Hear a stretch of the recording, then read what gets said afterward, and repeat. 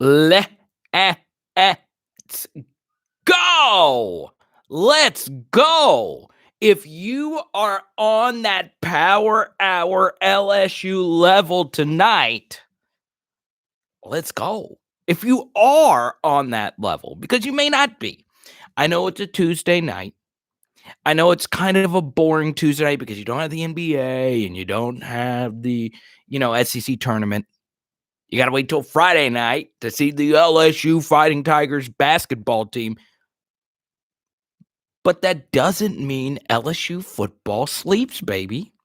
Because tomorrow night we have that coach's caravan where T-Bob and Jacob Hesser are going to interview all these different coaches, which is great. The more we get to learn, the more we get to, I guess, get insight on the future of this program.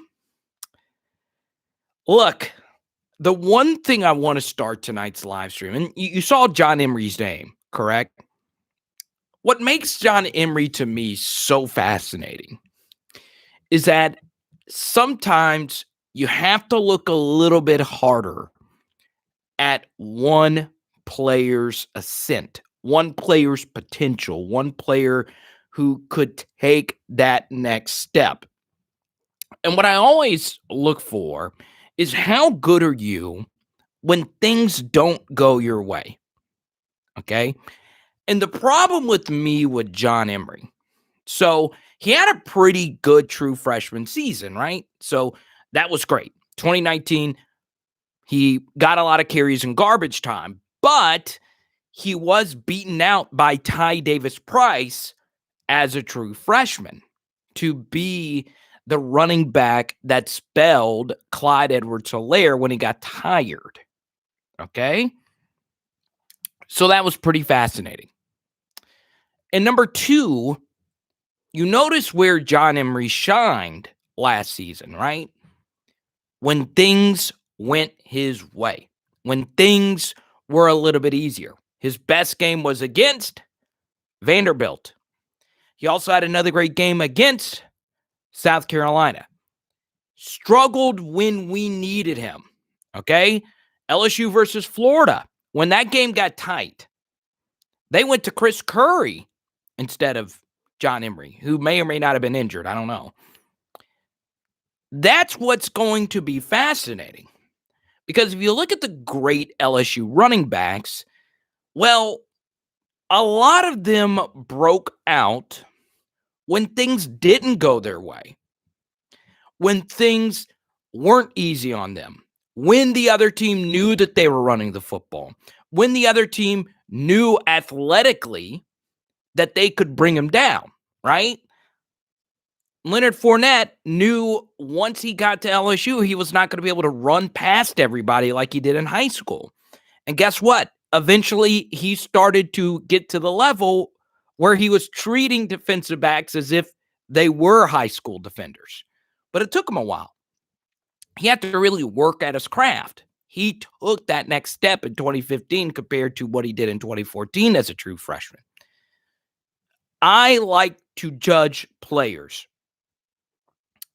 when things don't go your way. When do you step up when the team really needs you? And so far, John Emery in his career has not done that. Now, he's been an overall net positive for the LSU football program. His story is very interesting. The LASIK surgery in the offseason. Some of the other struggles his family had to go through with the pandemic.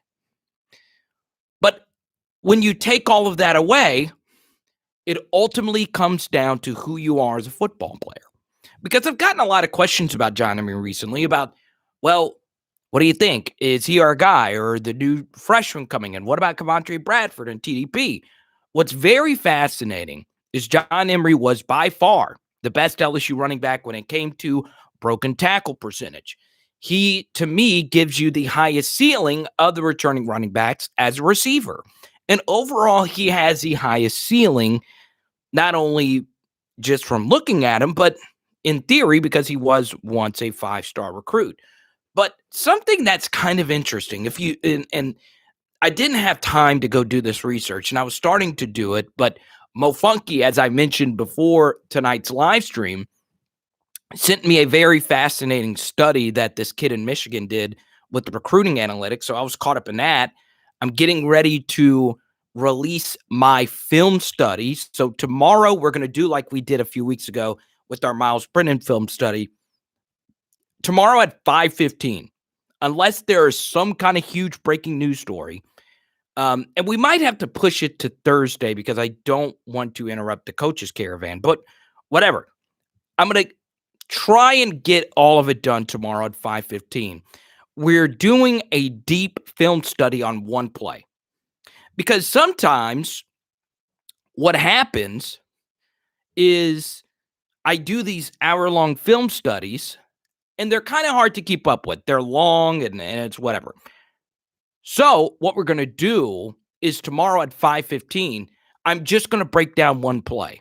And on this one play, I had a college level offensive coordinator and an offensive line coach break down what LSU did wrong on this one play that cost us a game this season. And I'm not going to tell you the play. I'm going to wait and release it tomorrow. So if you like deep LSU discussion, you are going to love what we do tomorrow at 5:15 if it's able to get done. There's a lot of importing and stuff like that. So if not, we'll just release just another video. I got a Derek Stingley Jr. video that's coming out hopefully sometime this week, if not the next. So as always, I appreciate all the support, including Tommy, who drops our first super chat. Tommy, whatever you want to discuss, drop it, and we will, of course, get to your topic immediately. Let's go to Max. No O-line. You put Travis Etienne or Najee Harris behind that O-line, they're not going to look that good either. You know, I agree, yet I disagree because Travis Etienne and Najee Harris had more than 1 year of production. Now, of course, their offensive lines and play calling overall was better than LSU's this year. But what I would also add is what I said about John Emery at first is also true, that TDP beat him out for the backup role as a true freshman anyway. So it's not just this year.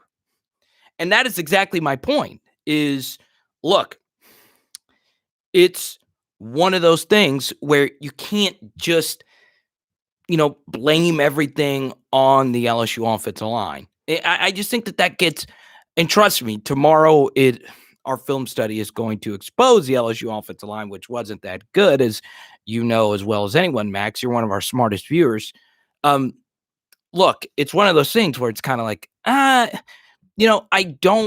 here's what happens. I think, and I think a lot of LSU fans are making this same mistake, is we tend to broadly point at one thing as a problem when there is a multitude of problems.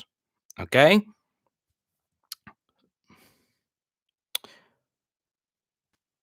And trust me, Max, they were atrocious. My counter to that, though, and this is what I would say on top of, the offensive line being bad. We did a film study on the LSU versus Auburn game. Okay. And I don't know if you've heard me make this point before, Max, but TJ Finley's second fumble. So, he had the near pick six, which gave Auburn a touchdown or whatever. Then his second fumble, the ball was on the ground, and John Emery could have made the tackle to prevent the ball carrier from walking into the end zone, but he didn't. We really needed him in that spot, and he didn't make the tackle. And I know that has nothing to do with the running back play, but it kind of does as well. This has always been the case. The Florida game, what happened? So, it's just one of those things. Where are you when we need you the most? John Emery has yet to have a moment where he has stepped up and made a huge play for us in a crucial game.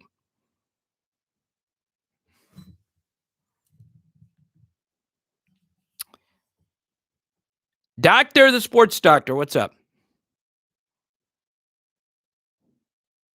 50422 hit Tartar up on the low. Some of you are wondering who Tartar is. others of you want to actually see Tartar, we are $15 in. If we get to $400, we will pack up the studio here and go see Tartar again. What's up, Nick? What's up, Joshua? You got to be careful with Johnny. Johnny will slide in on you. So this is interesting. If you read the title, it's like John Emery, right? And then you have the next portion, which is, of course, what are we going to do about this final slot? Now, trust me, Ed Orgeron's hopefully going to find somebody. Like I've said from the get-go, thank goodness the Kendall Daniels thing did not happen. I didn't understand the logic behind using your final slot on another high school recruit. Don't use the final slot. Do not use the final slot. Unless you are for sure getting a bona fide player that can help you. So I think that's going to be very important because that final slot could be the difference between, a win or a loss. And, I've gotten so many crazy messages about, is Arik Gilbert coming back? And, if he does come back, would we have to use a slot? No. I mean, Arik Gilbert is not going to be on the roster next season. But look, use the final slot however you feel you think could help LSU out. But the bottom line is, don't just waste the slot. Don't just waste it, okay? You have all of spring practice, and you have all the leverage because there are a gazillion spots, okay, elsewhere that recruits can go, and I totally get that. However, there is just one slot, and there are over 1,000 kids in the portal right now. So why not wait, see what happens in spring practice, then go get whoever you need for that final slot? What if a player at a crucial position gets hurt during spring? Well, that slot is going to help address whatever need you need to fix. What's up, Blister? What's up, Nick? Michael B, what's good? Is this Michael B. Jordan?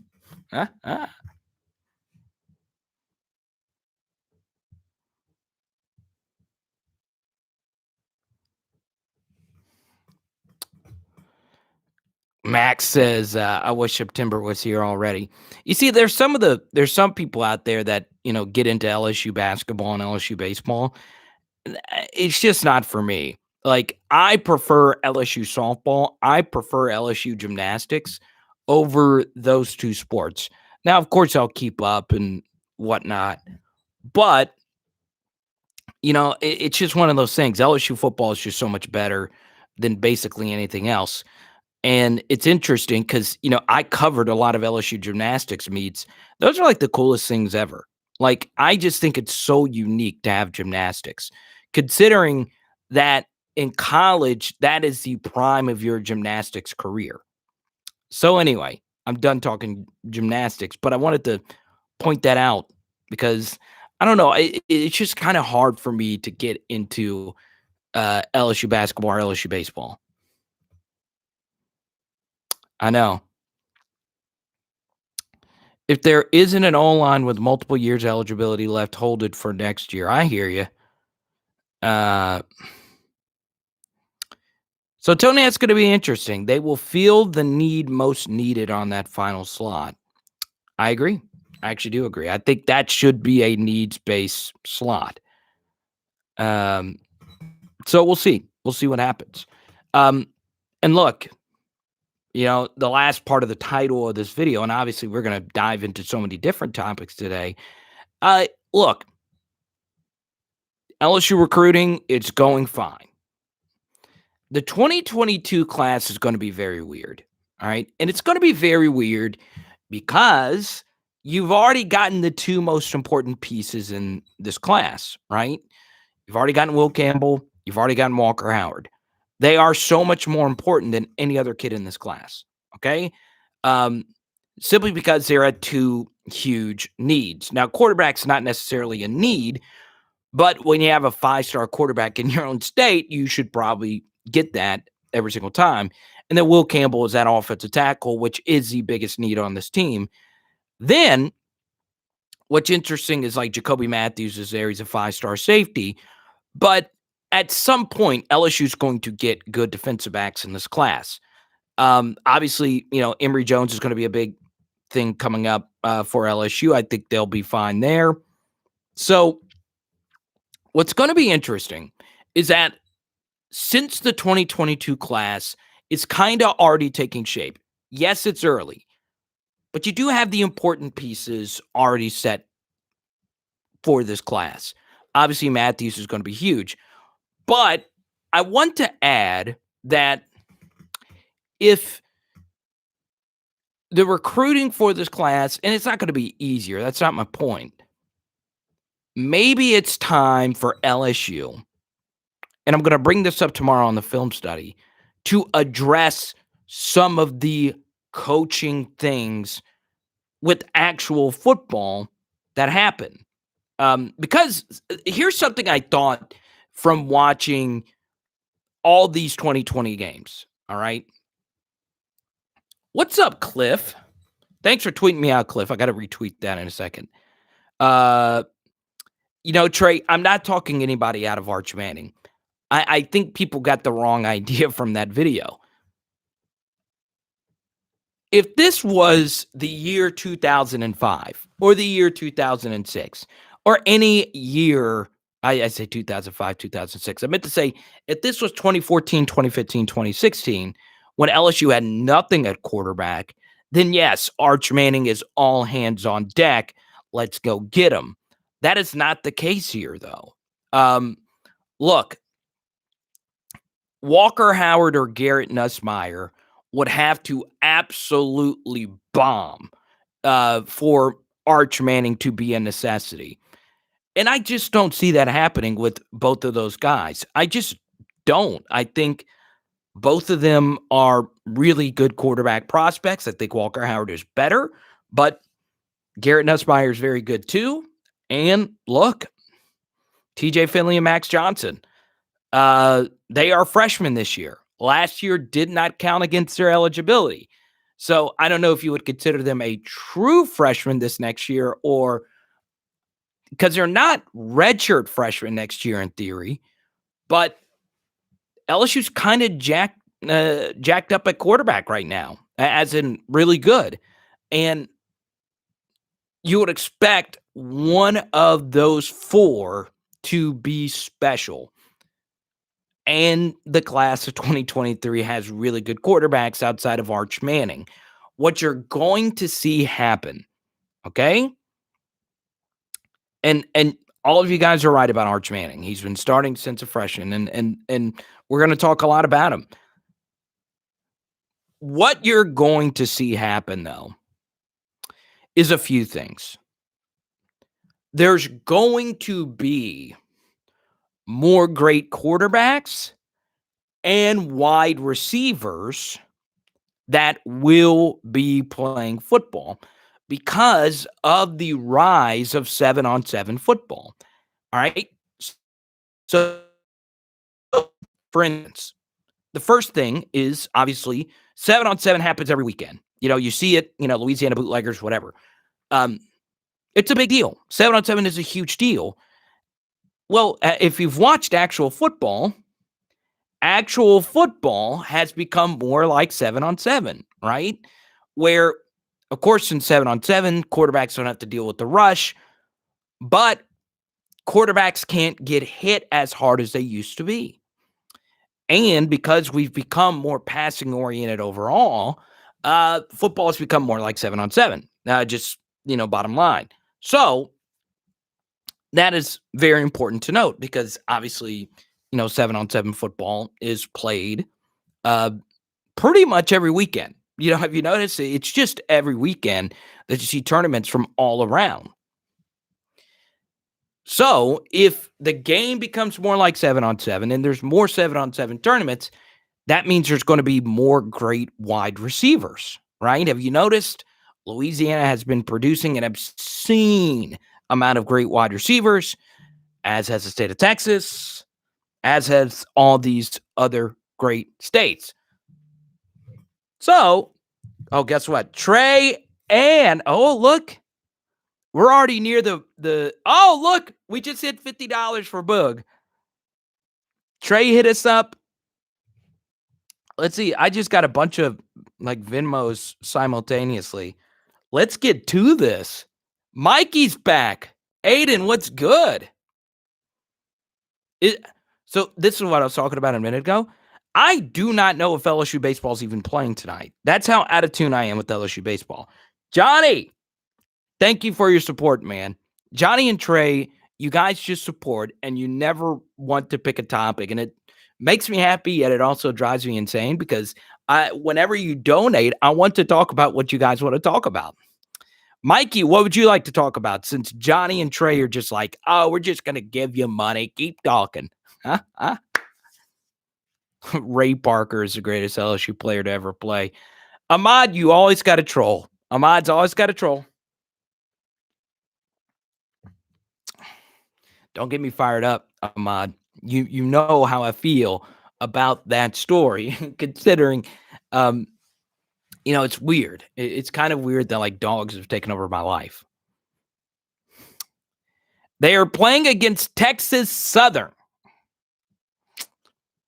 And this always happens in LSU baseball. Okay. And we'll get back to Arch Manning, but this drives me nuts. People freak out over a midweek loss. All right. Now, really quick baseball rant, really quick college baseball rant. And it's really quick because we're going to get back to Arch Manning because I know you guys want to hear me talk about LSU football. Okay. One quick thing.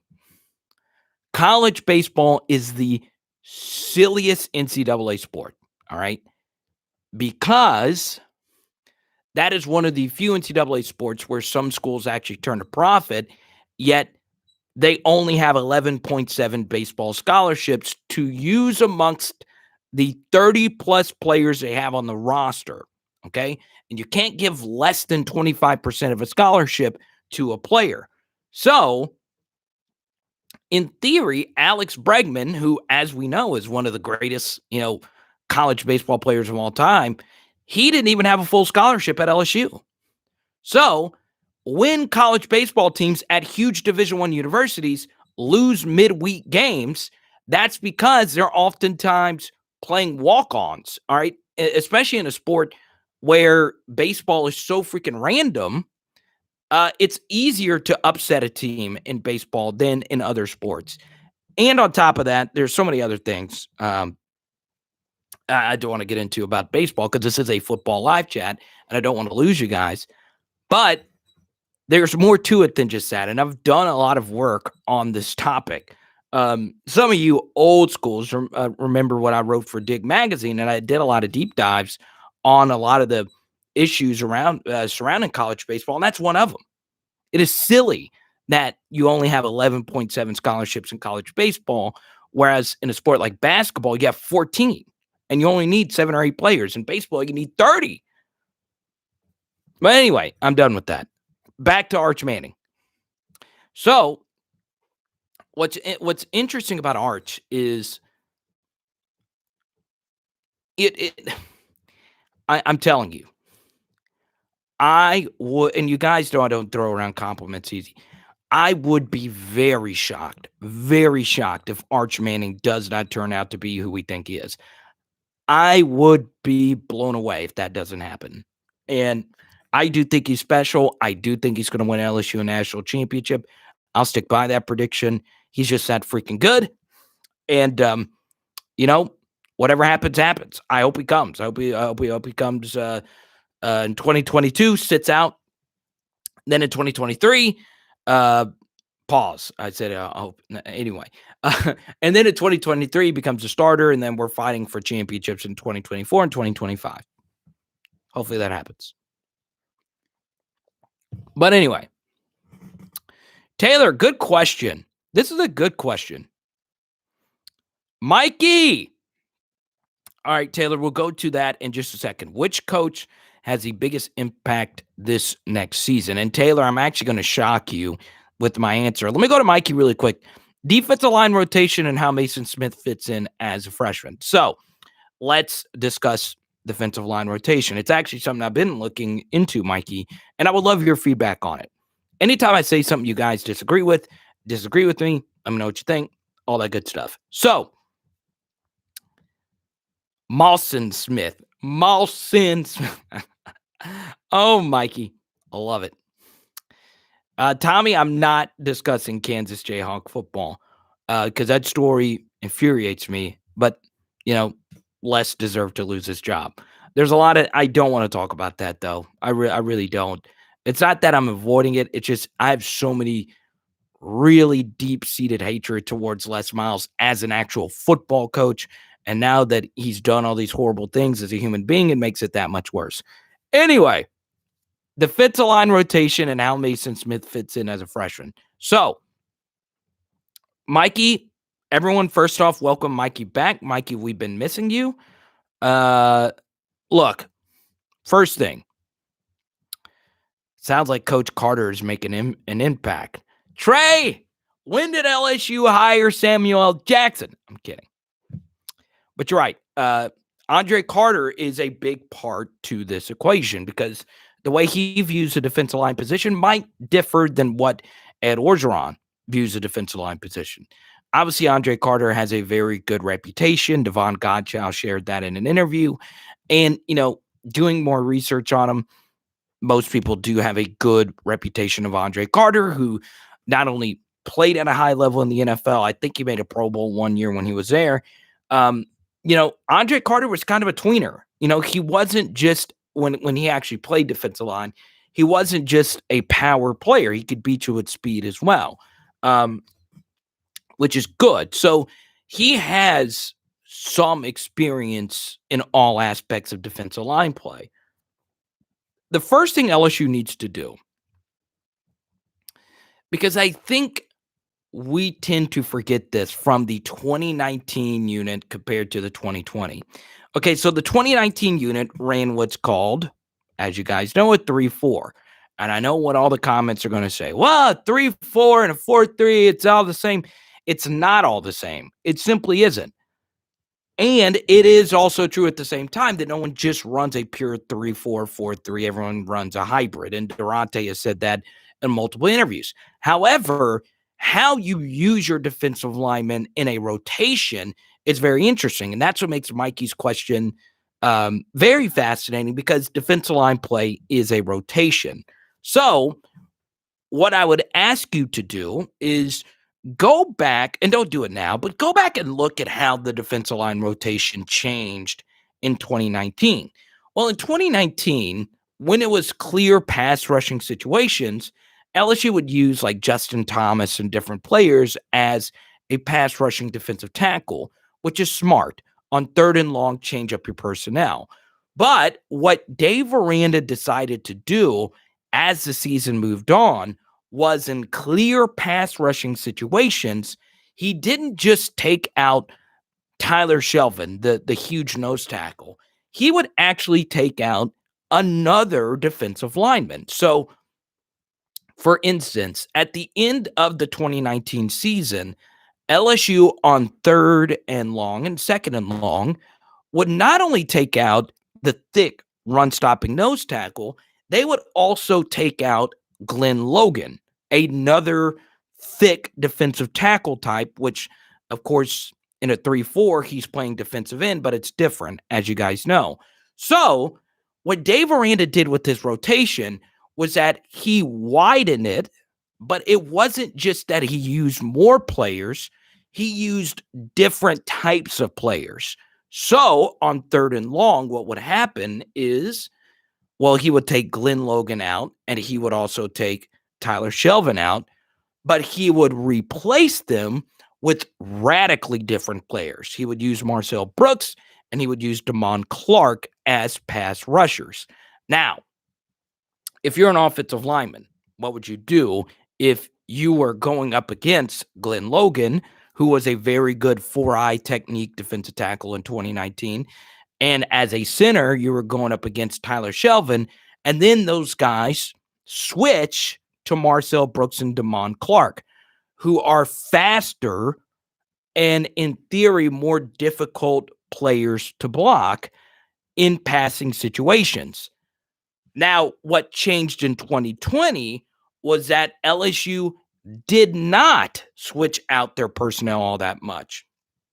The 4 defensive linemen who were on the field for first and second down would also be the pass rushers on third down, which in turn made them less effective in a lot of different ways. The first is that, well, if they are already on the field, they're not going to be as fresh as Marcel Brooks and Damon Clark. They're also going to be more predictable, which makes things easier in a lot of different ways. Number one, it makes it easier for the offensive lineman pre-snap on the other team to determine who is going where. Number two, the players aren't as fresh coming off the bench in pass rushing situations.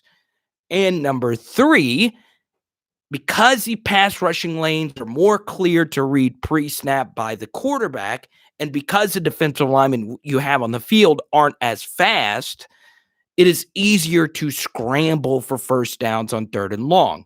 This is something that Matt Corral killed LSU with. This is something that Bo Nix killed LSU with. So when you don't have as fast players on the field, it makes it easier for quarterbacks to scramble. So what's going to be fascinating regarding Mikey's question is involving defensive line rotation, will LSU use more players in pass rushing situations? And on top of that, how exotic will Durante Jones's blitz packages be? We don't know. We legit know nothing about Durante's philosophy as a play caller. Even if you dug up his old Bowie State stuff, it's still not going to be what he's going to do this next season. So, the defensive line rotation question, Mikey, is more than just how are we going to rotate defensive tackles and defensive ends. It's what is the philosophy going to be behind the rotations, which makes it even more fascinating when you throw in Mason Smith. Is he a 3-tech? Is he a 1-tech? Is he I don't know. It depends on where Andre Carter sees him best fit.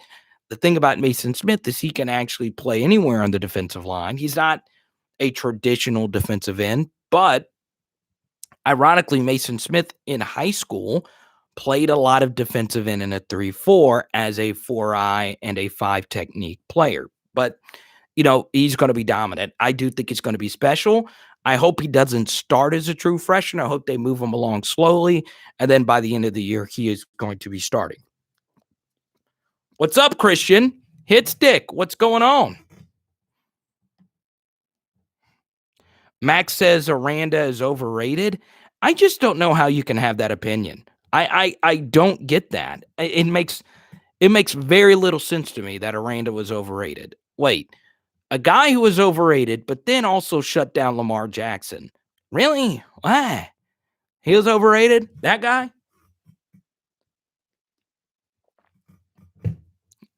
2019, he was good. He had 2 really bad halves. He had a bad second half versus Alabama.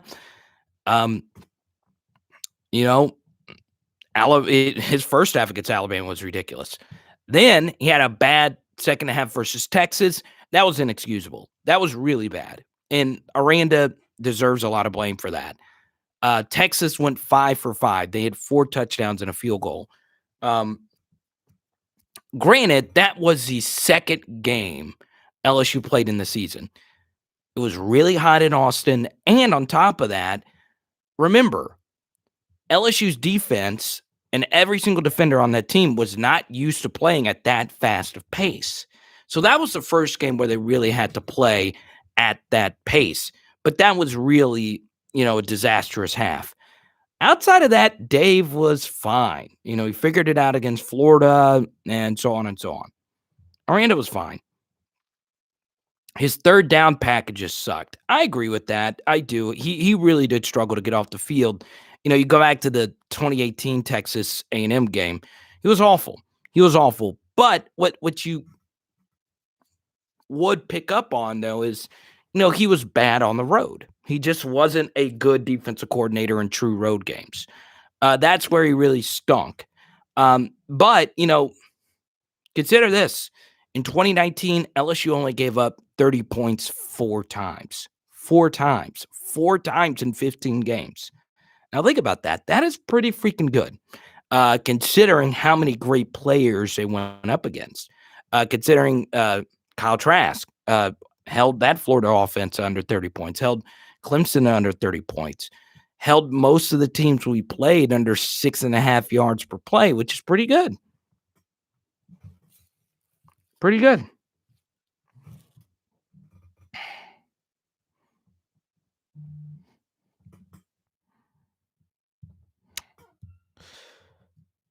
LSU Wire must suck then? What is LSU Wire? Ron, what's good? Everyone say what's up to Ron. We haven't seen you in a while, man. What's good, man? So, Mikey, did that answer your question about Mason Smith? Tony, what's good? I'm not green screening. This is just, I'm not on green screen level. Let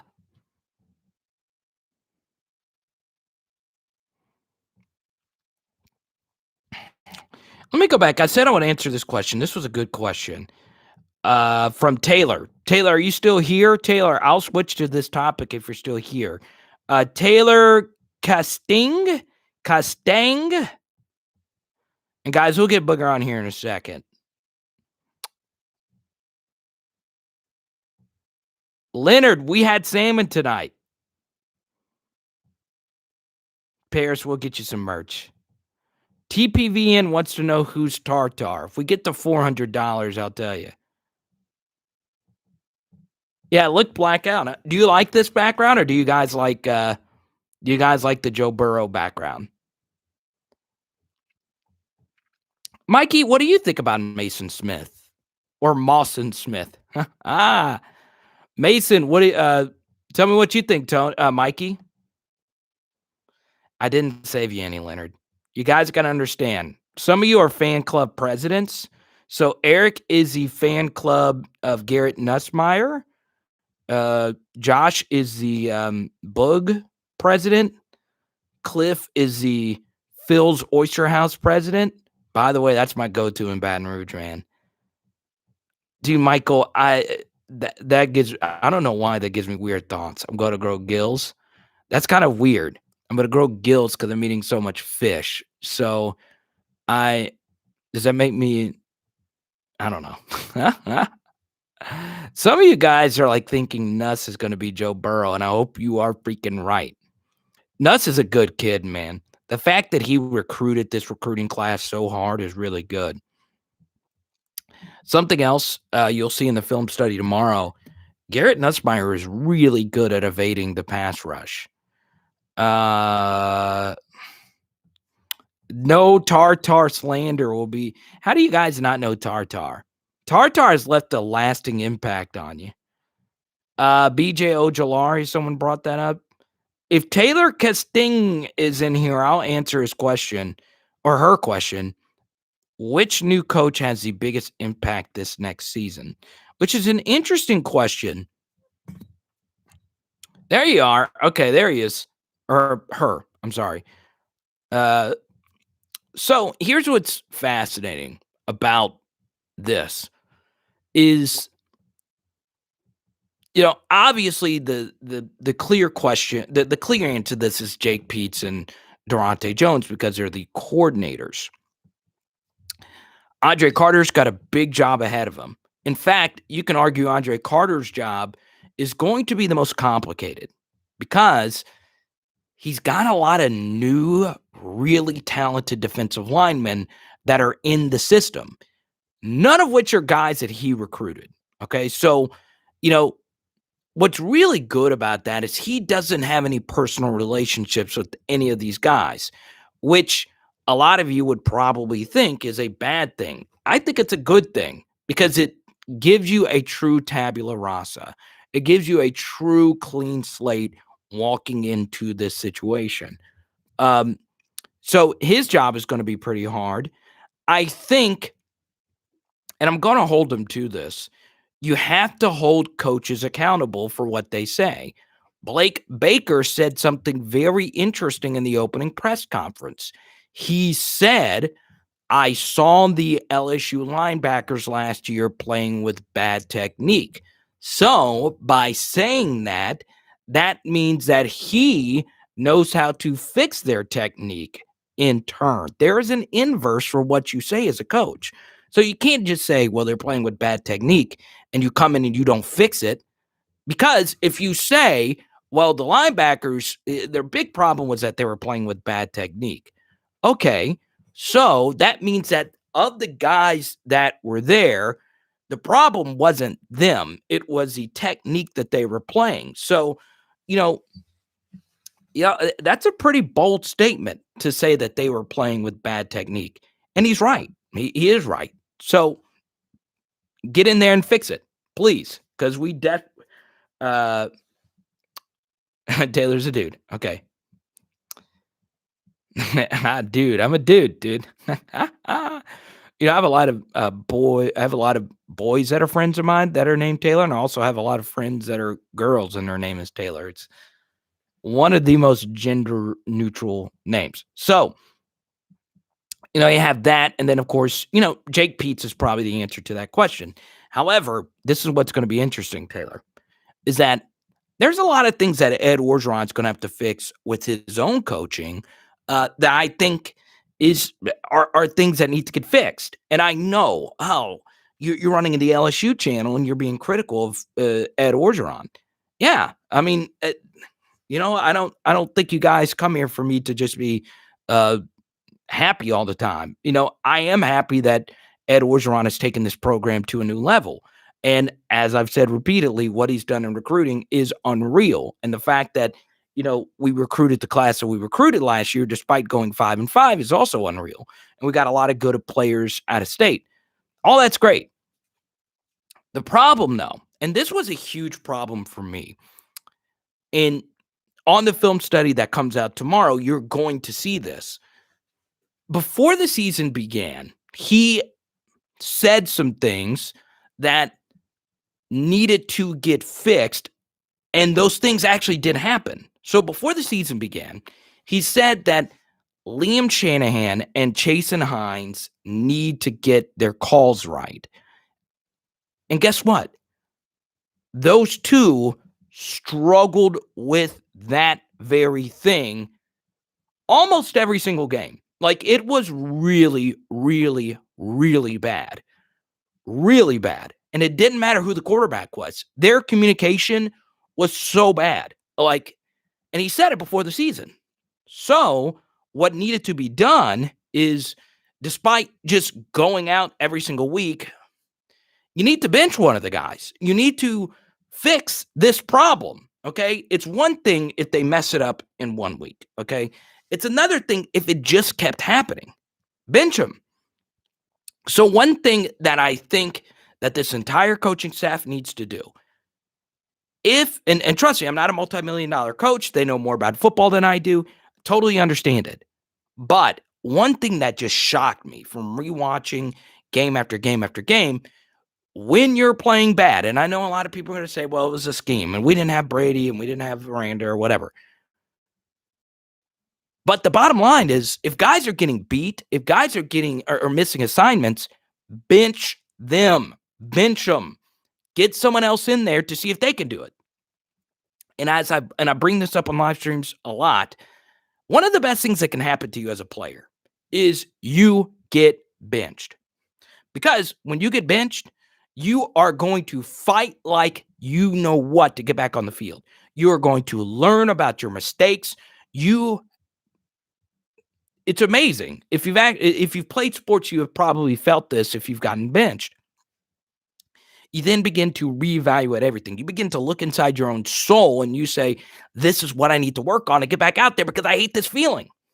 But what happens is, if you keep playing the same guys over and over, and two guys that consistently struggled with the same mistakes over and over or Chasen Hines and Cordell Flott, if you continue to do that, well, number one, mentally, you're struggling and you're hurting the team.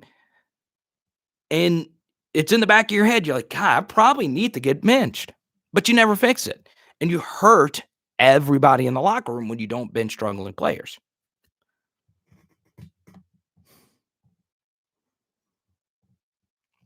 Ron, what's good? Let's see.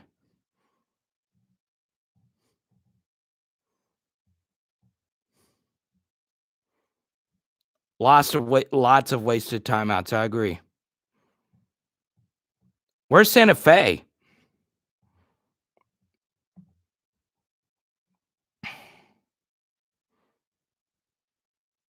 Never get rid of let's go. Always, man. But I want this to be known. I trust Ed Orgeron. I'm behind him 1,010%. But there are a lot of people in that building that make six-figure salaries that could, walk up to him and say, look, this needs to get fixed. And, we lost a lot of games because of it. And I promise you, tomorrow on the film study, you are going to be shocked at what some other coaches said about this one play breakdown. Like I said, so for the play that we're breaking down tomorrow in the film study, I reached out to 2 different coaches who I know. And they came to the same conclusion, and they didn't know each other. They don't know each other. And, what are the chances of that happening? Well, it must be they could both be wrong. I could be wrong too. But guess what? Their conclusion was also the same conclusion that I drew from this one play.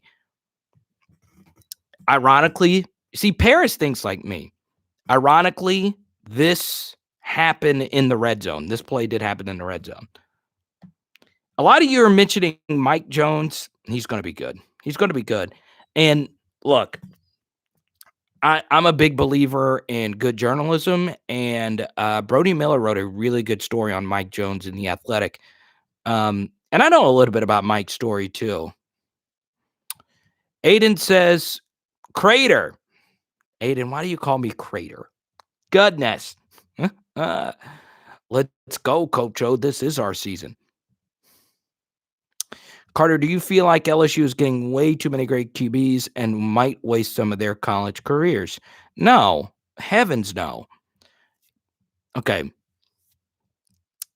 What is one common thing?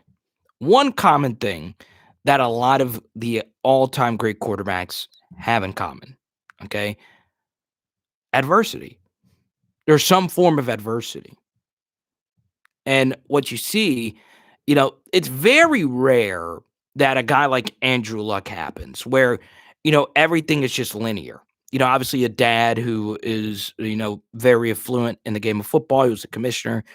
And then, Andrew Luck was a high-level recruit. He went to Stanford, first-round pick, pans out, amazing player.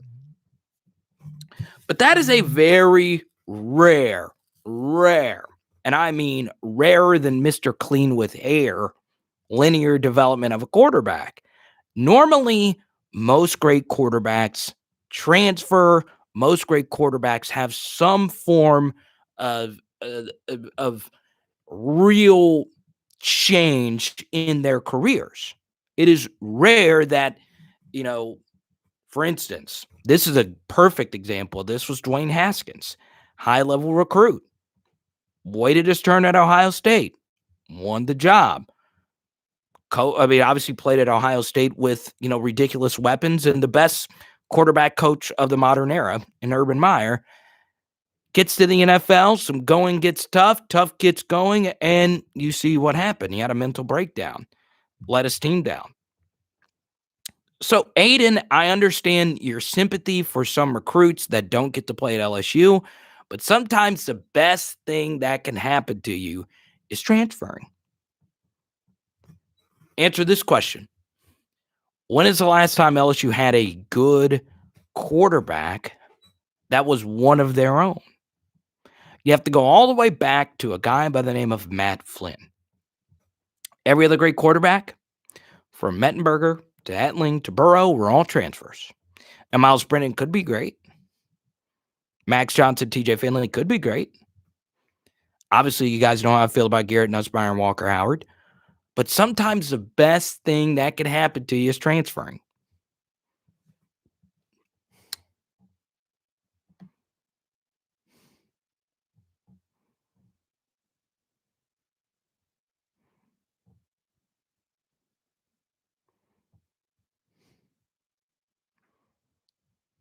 Aiden, it's all good if you want to call me Crater. Hit that thumbs up.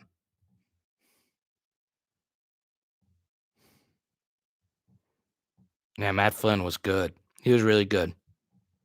Almost underrated. What I could say, I don't know if I would consider, I think Matt Flynn's properly rated for college play. Now, obviously in the NFL, he outkicked his coverage in the NFL.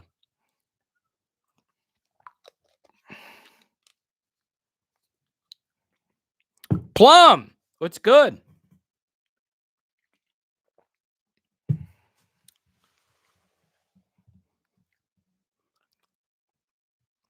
Aiden's like a huge Max Johnson guy. I like that.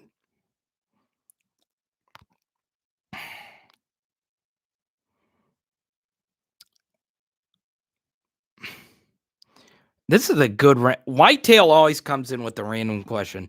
What do you think about Matt Mock? He's great. One of the great LSU quarterbacks. Matt Mock.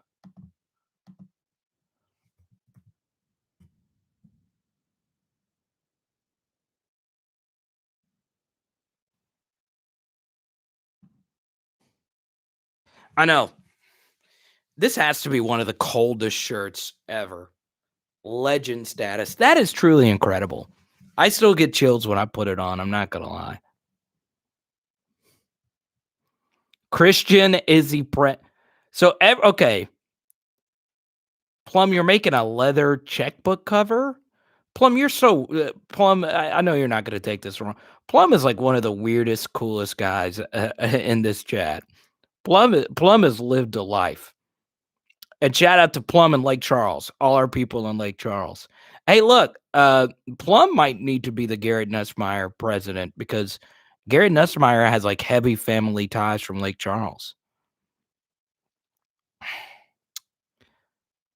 Jared, it's not how long did he play in the NFL, it's how much money he made in the NFL. And he made himself a lot of money. Tommy asked a good. So, all right, here's what we're going to do. Okay. And we'll only do this for current players. All right. So, Arik has already claimed presidency of the Garrett Nussmeier fan club. So, I'm sorry, Plum. Whitetail is the president of the Matt Mock fan club. So, what I want to do, and we'll get to Tommy's question about Durante fixing our DBs. I think he will. Cliff is the president of the Phil Oyster Bar presidency. So here's the thing. Until Phil's Oyster Bar sponsors this channel, Cliff are going to have to do something else. By the way, Phil's is incredible. Phil's is probably my favorite oyster house. Drago's is great. Acme's great. Mike Anderson's great. But Phil and the Buffalo Oyster, oh my God. My girlfriend is like, oh, I showed me, so Cliff's my cousin, and Cliff sent me a photo at Phil's Oyster in Baton Rouge. And Haley got so mad, guys. She's like, oh my God, you not taking me there in a year. And I was like, babe, there's a pandemic. All right. So Christian says, all right. So Whitetail is the president of the Matt Mock fan club. All right, Christian claims Jack Besh fan club. Here's the thing, Christian. If Jack Besh, all right, let's do this. If Jack Besh does not catch a touchdown this year, Christian owes me $100. How about that? I think that's fair. No, Nick, you can't. Okay, Nick, you can't just be the fan club of Nuss and Walker. Like, that's too easy. All right. And Arik has already claimed presidency of the Garrett Nussmeier fan club, Nick. All right. So Nick is the Jacoby Matthews fan club. I love how Dez just claimed Cordell Flott. Like no one else has even claimed. I like how Cordell Flott. Dez didn't choose Mason Smith. Dez didn't choose Myles Brennan. Dez says, "Look, my sole being, the reason why the good Lord put me on this earth, the reason why the atmosphere is at the pressure it is now." Dez said, "Look, I'm going to be the Cordell Flott president." And Dez, I got to say, I love you for that. I got to say that because look, that's like going to Baskin Robbins and then saying, "Look, I don't want cookies and cream. I don't want Rocky Road. Just give me plain vanilla." That is basically what Dez did. He had all the players in the world. And Dez said, "No, I am picking Cordell Flott. I believe in him." I love you, Dez. Johnny says he's the Micah Baskerville president. I know, Ron. I know. I think Jack Bash will catch a touchdown next year. 18 picks DeColdis. All right. All right. Now, Whitetail, I would never take that. However, we do have a viewer. All right. So something was really cool, and I want to shout this out. There was a viewer whose daughter reached out to me on Instagram and said he was a diehard viewer, and she gave me his email, and I reached out to him. And, I won't say his name because I want to keep it anonymous. I don't think he comments on the videos. He just watches. And he is sending me a Pistol Pete Maravich relic from a 1970s program, which is really cool. And I'm going to show you guys whenever I get it. He said it's going to be here this weekend. So shout out to you. I won't shout you out until you actually email me and tell me that you can shout you out or whatever. But that's the thing. It's really cool. I'm meeting a lot of you guys. But Whitetail, I'm going to let you hold on to that. A Matt Mock signed picture, that is LSU history. He is LSU royalty, Matt Mock.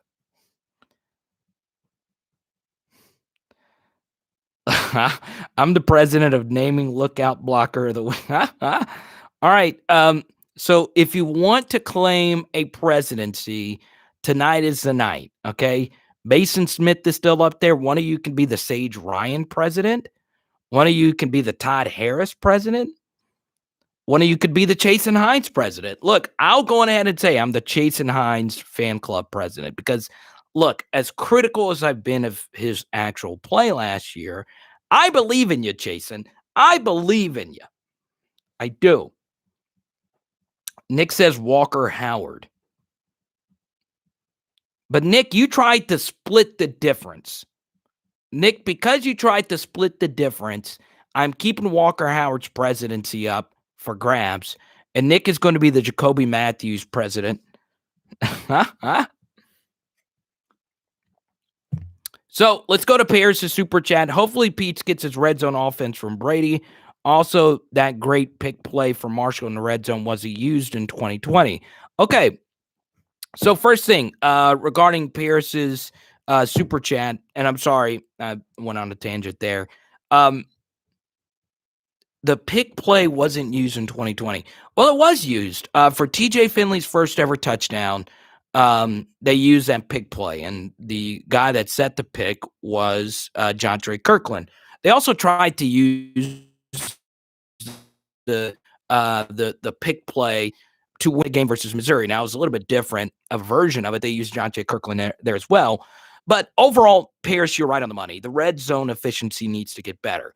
Also, there needs, and we're going to touch on all this tomorrow, there needs to be a base knowledge that your offense out of shotgun does not work as effectively with a quarterback who cannot run.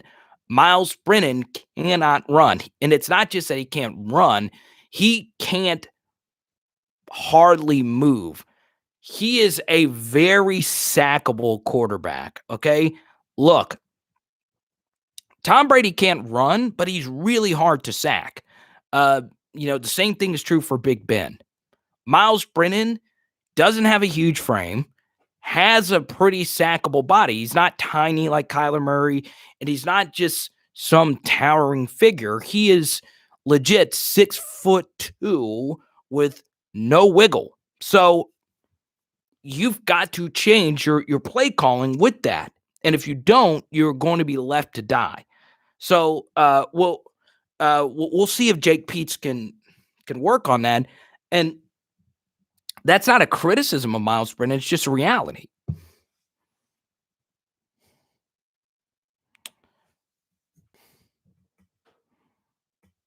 TJ Finley, president, is Cliff.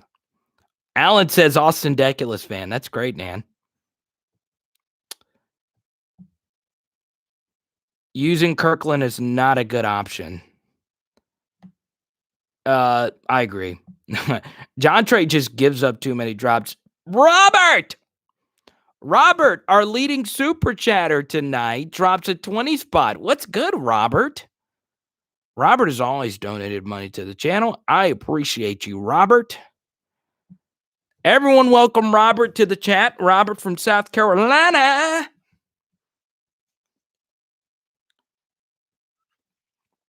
All right, Cliff, you picked Jaquelin Roy as well. I'm fine with that. Jared says Rohan and Flynn are my two favorite quarterbacks. That's good. So, Paris, did I answer your question good enough? All right. So I hope super chatters are always first. Let's see. Ali Gay can really benefit from Coach Carter. You're right, Johnny. There's a lot that Ali Gay needs to work on. But he's got the work ethic, and of course, he's got the frame and the ability. So let's see. I want to hear from Paris again. Let's continue with the red zone discussion. And, it kind of ties in with what we led the chat with tonight about John Emery. Paris says, okay, perfect. Paris says he is the Sage Ryan fan club president. I like that. Landrum. That's dope. Okay, so can I tell you who my low-key favorite player on this 2021 roster is going to be? I kind of want to pick Mason Smith, but that's just too easy because Mason's like a celebrity. If you're a 5-star recruit in the state of Louisiana, especially Mason Smith, he's got that handsome big smile. He's wearing that number 0, the first ever LSU number 0. I think he has a lot of fans. I am going to claim the Jeray Jenkins fan club.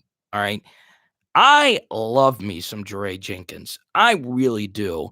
And there's a lot of different reasons as to why. But really, I just freaking love this guy. I really do. And I think he's going to be special this next season. I just like guys that compete. That's just one of my favorite things. I'm going to sound like Clint Eastwood, get off my lawn kind of guy here. But, you do have to respect guys like Jeray Jenkins, guys like Darrell Williams, guys like Cole Taylor, who come into classes that are loaded with better players than them, and they still come in and just work their tails off. They just come in and just keep grinding, and they eventually become good players. And Jeray's one of those guys. It comes in the 2018 class, Jamar Chase and Terrace Marshall in that class as well. It makes no sense. You're not going to play over those guys. He just kept working, kept chopping wood. Kayshon Boutte comes in. Kayshon's the guy. And he eventually did become the guy, but what happened? Jeray was the most consistent wide receiver from game 1 to game 10. Just came in and just worked. It wasn't a look at me guy. Not not overly flashy. He's just good. He's just really good. So I'm starting the Jeray Jenkins hype train. what's going to be interesting is I would not be shocked if he out targets Kayshawn early. And there's a lot of different reasons as to why. Because early in the season, teams are not going to let Kayshawn beat him. Johnny says my favorite player this year is the offensive lineman who can actually block. What's up, Marcus? Jared, thank you.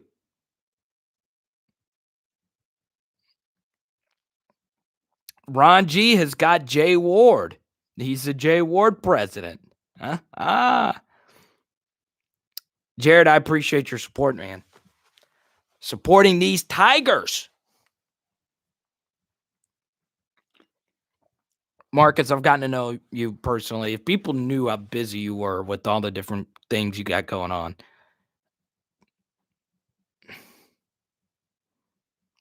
Let's see. What did Ron G say?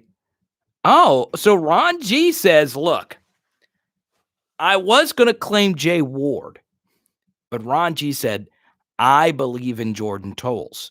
So, you know what's interesting? If I was an LSU safety, okay, I'm not sure. Okay, let me first say this. I'm not sure if players listen to Coach Orgeron's interviews. I don't. However, I would think that they would listen to that. And it's interesting now that we've read this on Go247. We've read this on the Twitters, Tiger Details, all these sites that we read. We've heard it in interviews. Ed Orgeron says it over and over. We need to get a safety. We need to get another safety. And all the buzz is about Derek Davis Jr., and rightfully so. He's good. He's going to be really good. Sage Ryan's going to be really good. Sage Ryan has, 5-star defensive back, 5-star to Louisiana. It's 100% hit rate at LSU. So imagine if you're Jordan Tolles, though. You're Jordan Tolles. I don't remember if he was recruited by Raymond or Bush, but still. You're Jordan Tolles. You pack your bags up. You're going to DBU. You're a highly rated player out of Maryland. You are a superb basketball player in Maryland. You're an incredible athlete. And the game where you actually get to play, you struggle. He played a lot against Auburn, and, it wasn't good. You got burned for a 91-yard touchdown on play action, whatever. And you're Jordan Tolles, got yourself a good work ethic, and you keep hearing Coach Orgeron say over and over, we need to get another safety. Well, if you're Jordan Tolles, if you're Mo Hampton, and you hear that, if you're Todd Harris, Marcus talks about this whenever he comments, and a few of you do as well. I hope these guys are competitors. I hope Jordan Tolles is pissed when he hears this and he sees this, and we need to get another safety. And he's pissed that he's heard that DBU fell off a cliff.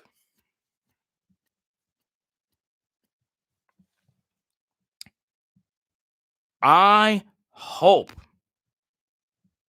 that this works out for one of these safeties. So we'll see. What about Mo Hampton? I still think Mo Hampton can play. The little bit he played in 2019, he was good. Pretty good. All things considered. He's filling in for a legend and Grant Delpit. Pretty good. Ooh, Rhett Brignac. Rhett, welcome to the channel, man. I don't think I've introduced myself, Rhett. What's going on? You know what, Des? I actually would not mind that. And that is a good point. Number 7. I like that. Cade York, which is an actual kicker's number according to NFL rules. Young Ho Koo's number for the Atlanta Falcons.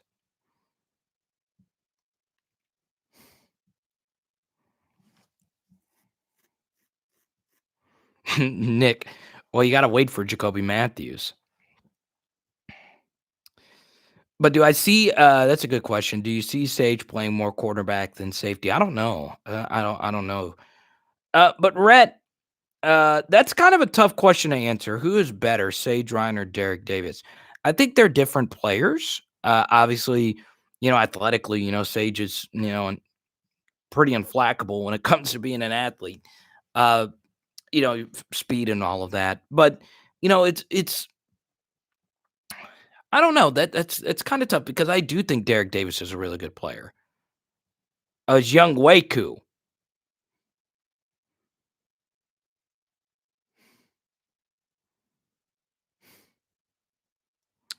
So let's see. Chris Brown. Mo takes such bad angles. That's true. But he did knock out or nearly knock out. He destroyed Jalen Hurts in the semis. So we'll see. Does LSU have a pure center fielder? This is an interesting thing about the true center field safety. What I think what I think will happen is I do think LSU, and this is going to get way too technical here. I do think LSU will play a little bit more too high. And what I think they need to get back to doing is, you know, if you're LSU, you're always going to have the most athletic safeties. You got these elite recruits. And with that, you have safeties that could cover a lot of ground. I've grown into the belief that it's better to play your safeties deep pre-snap and show a too high look pre-snap and then let your safeties attack downhill. What's interesting is, if you show a too high look with two deep safeties, a lot of great defensive coordinators who play that way, you could still run cover 3, cover 1 out of that look and still be very effective. So, I think one thing LSU is going to have to do a better job of is just preventing explosive plays in general. So we'll see. Whitetail is switched from Matt Mock to Brad Wing. Rhett, we talked about Mason Smith a little bit earlier. Could start day one. They're going to work him in slowly. Let's see. Yeah, Robert, I agree with you. Looking forward to seeing how these coaches put it all together. I like that. Yeah, the one thing that we tend to forget is your offense needs to work well with your defense. So, one thing that Ed Orgeron's going to have to do, and he's a coach, when you start practicing, let's say LSU wants to be the 2019 offense with Jake Peetz, which is what they're trying to do. Well, if you are that means you're going to play at an extremely high pace. So let's say the LSU offense in 2021 or whatever turns out to actually be elite. Well, if that's the case, that means we're going to be scoring quickly and a lot. So if that is the case, which hopefully it is, well, Durante Jones is going to have to, call plays really quickly, which is different because for the Minnesota Vikings, I didn't check their pace, but they ran the football a lot with Dalvin Cook. So they slower pace with Kirk Cousins. So that's going to be a little bit of an adjusting period there.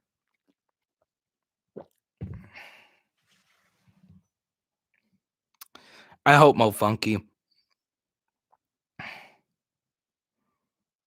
I know, Marcus. That's a scary thing. I think we tend to. So, like for instance, if you guys don't mind, let's do a little bit of nostalgia here. So let's go through some of the safeties that played at LSU. So Jamal Adams wasn't a deep safety. Most of the great safeties we think of are guys that were bruisers in the box, guys like Jamal Adams. But we tend to forget that Jamal Adams played alongside some safeties that could play the center field role, like a John Battle, for instance, who was a very decent player. Ricky Jefferson was a decent deep safety. But really, when it comes down to the center field role, um, Chad Jones was really the best center field safety, but he also could be a box safety when they needed him to be.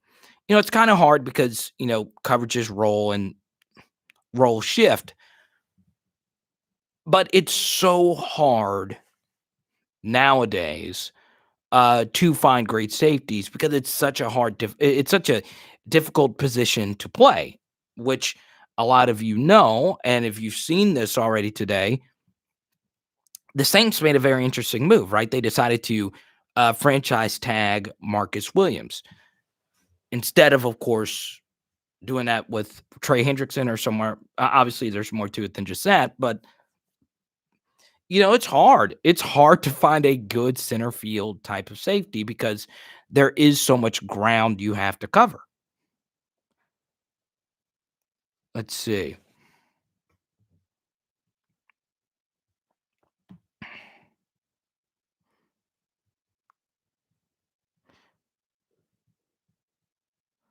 Dalton Hilliard. Okay, that's a good pick. Huh? Nick's Nick. Okay, here's the thing, Nick. We're not going to turn this into a Jacoby Matthews chat. Huh? Nick, I'm telling you, Nick wants to turn this into a Jacoby Matthews chat. I wouldn't mind it. Shout out to Ponchatoula. Football Factory Ponchatoula. Yeah, I know. How about that? So Ponchatoula had TJ Finley, they had Donovan Campbell, and now they have this kid who's probably a better football player than both of them. That's so interesting. And they produce some big kids. Jacoby Matthews is a brick, but in human form. That's good.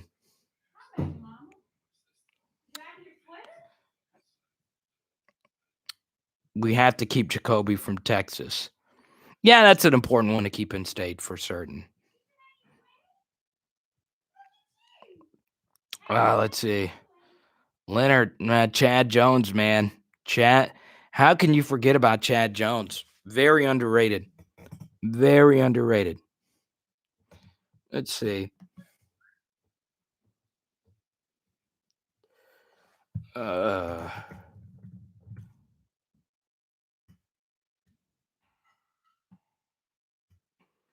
Chris Carrier.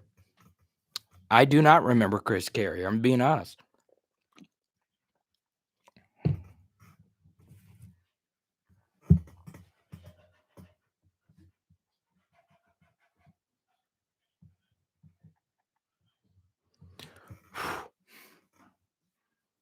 Jack Hunt. That's a good one right there. Jack was a baller.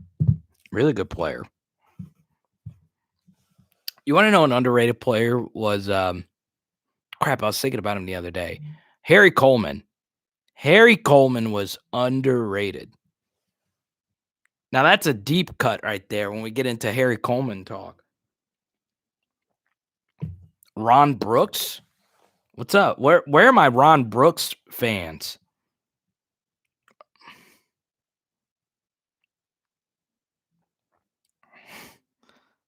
Tick Fawn Nato Benny. Dreadlocks of Doom Chad Jones.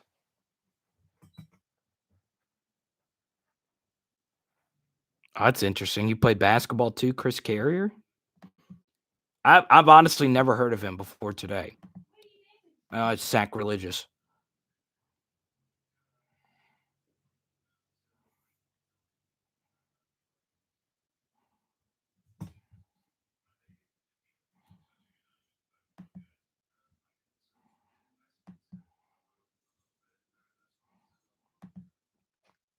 Let's see here. Marcus! A 50 spot from Marcus. I appreciate you, big dog. Thank you, Marcus, for your support of the channel. And for that, we're going to get Bug on here in a second. I know some of you are waiting to see Bug. I've gotten I'm surprised I haven't gotten more bug messages, which makes me think you guys are slowly switching over to Team Tartar. Mo Funky, we're getting close. We're getting close to Tartar level. I know, Ron, I'm a lucky dude, man. I'm lucky to have a friend like Marcus who disagrees with every opinion. I do all this hard work, and then Marcus just comes in and disagrees. That's the fun thing about it. I don't ever want to be the person that says, well, I'm right about everything. I'm wrong about a lot. Oh, apparently Boog is eating her dinner right now, so we're gonna let her do her thing. Let's go to Cody's super chat here. And everyone shout out Marcus. We've gotten the heavy hitters in here. Trey has donated a lot of money. Marcus, Robert is still watching, and Cody has donated a lot of money to the channel. I appreciate you. Carter, do you think Durante Jones will play an aggressive defense? So, Cody, this is where it gets fascinating because now we're getting into aggressive, the definition of aggressive. Okay. So, Cody, by aggressive, do you mean blitzing aggressive, or do you mean he's going to play his safeties closer to the line of scrimmage, or is he going to play more press coverage? You know, one thing I found pretty interesting was how often other teams zero blitzed LSU, where they legit brought the house versus the LSU offense with no safety help over the top. 1, 2, 3. So, that's something that you have to look out for, Cody. Yeah, let her out first. Booger's gonna go out and get a boom in, and then she's gonna come say hi to y'all. Followed by a 20 spot. So if that's what you mean by aggressive defense, Cody, I think I think that kind of sort of answers your question. I would like to see LSU switch things up because one of the big problems that they had, okay, it wasn't just the communication, but we kind of discussed this a little bit earlier because I think it was Mikey who asked a question about defensive line rotation. One thing LSU really struggled with was pre-snap giving away what they were going to do for a certain play. So, for instance, here's a good example of this. If you go back and watch the LSU versus Auburn game, which to me is the most undertalked game of the 2019 campaign, that game was so weird. It was really weird. But one thing Dave Aranda did a really good job of in that game was Bo Nix obviously is not that good of a quarterback, and he definitely wasn't good as a true freshman. But Dave Aranda just threw so many exotic looks at Bo Nix, and it would cause Bo Nix to bail on a play, even if he wasn't even pressured. They really rattled him in that game. Not only was the crowd noise deafening, but it was just all the different looks. The LSU defense didn't have that. And this is what drove me insane was if there were look, LSU's defense or the LSU team has hundreds of analysts on this team. So what I thought going into the Auburn game was last year, Bo Nix really struggled with safety blitzes versus LSU. It forced him to bail on plays way too early.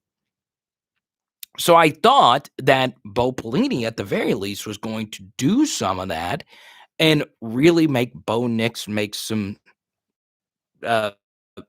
plays with his mind.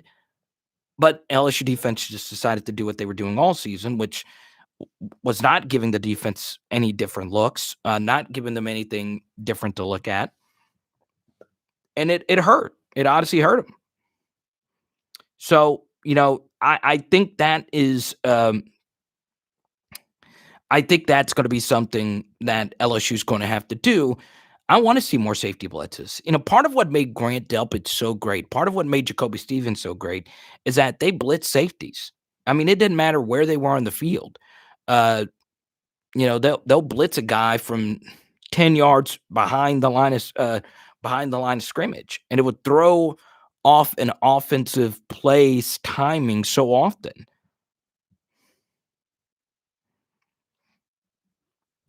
So we'll see. So Cody said more blitzing because last year we didn't, or at least it felt that way. So now we're going to get into even deeper discussion here. Now, if you're just joining us tomorrow, and this is also a note to Marcus because he really likes film studies. The cool thing about film studies is, like, I really like doing them. I like reaching out to other coaches and getting their feedback.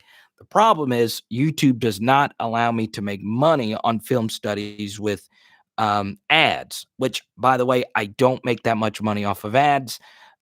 You would be shocked at how little it actually is, but it really hurts when you do a video and you can't make any money on ads. So your donations really help with film studies. I do, and what you're going to see tomorrow is in tomorrow's film study, you're going to see an actual college offensive line coach break down the play for us as far as communication. He actually drew it up for us on how the protections he thought should have been. So what you're going to see tomorrow is Zach Arnett's defense did a really good job of this versus LSU. They threw so many different looks at him. And what was really fascinating about it is sometimes those looks wouldn't even get home. The one thing about the LSU defense is when you every single time line up with 4 defensive linemen, and those are the same 4 defensive linemen that were there on first down, then a third down, it gets a little predictable. So when you have 4 defensive linemen and all 4 of them are rushing, it's rare that they ever drop back in coverage. Well, it makes it harder to blitz a safety. So here's a good example of this. Last year, LSU gave up 7 yards per play, which is bad, okay? In the 41 games prior to last season, LSU only gave up 7 yards per play in 3 games under Dave Aranda. So, once again, 41 games prior to last season, we gave up 7 yards per play in only 3 games under Dave Aranda. Last season, we gave up 7 yards per play in 8 out of the 10 games that we played. Now, think about that. We went from 7 yards per play in 3 out of 41 games to 8 out of 10 games last season. The only games where we didn't give up 7 yards per play were against Texas A&M and Vanderbilt. Obviously, Texas A&M's offense was not that explosive, and Vanderbilt's awful. So, even in games that we won, South Carolina, Florida, all this stuff. However, this is what's really fascinating. And a lot of you guys are going to love this deep cut. Per the StatCat, LSU's defense was way worse when defending 10 personnel. Okay? Now, for those that aren't as well versed in football terminology, 10 personnel is when the other team lines up with 4 wide receivers and 1 running back. Okay? Whenever you hear 10 personnel, 11 personnel, 22 personnel, whatever, the first number is how many running backs you have on the field. The second number is how many tight ends you have on the field. So if there's 10 personnel, that means there's 1 running back and 4 wide receivers. LSU last season, when they played 10 personnel, they gave up 8+ yards per play, which is obscene. No other team had more than 8. 8 is an obscenely high number. Obscene. So, why was that? Well, let's add another layer to it. They were really bad versus 10 personnel, and they were also bad versus 11 personnel, which is kind of like 10 personnel, but instead of a 4th wide receiver, there's a tight end. Okay? So, it's kind of similar, especially if you're going up against Alabama, where Jaleel Billingsley is their tight end who returns kicks. So he runs like a gazelle. He's a freak athlete. So essentially, we really sucked going up against speed on the outside, which makes you wonder if the 4-man front with 4 traditional defensive linemen on every snap is the right thing to do. So hopefully LSU looks at that data and then says, look, we're going to have to switch up guys. We're going to have to switch up personnel. We're going to have to multiple our 4-3, 3-4, whatever. But the problem, and this was what I consistently saw, was LSU was so predictable to read pre-snap. And when you are predictable to read pre-snap, it makes it a little bit easier to determine for the quarterbacks what to do post-snap.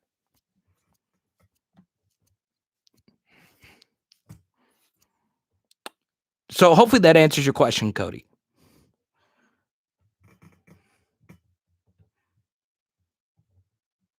I want to see Mike Jones bring the heat. We're getting Bug on here in just a second. Let's see. Our safeties had the worst season in the modern football era. Anything with more receivers is going to beat us. Yeah, I could agree with that. Jacoby had such a bad fall off, but Jacoby's role changed so much from 2019 to 2020 and what he had to do. They needed him to be a better cover safety, but that's not his game. So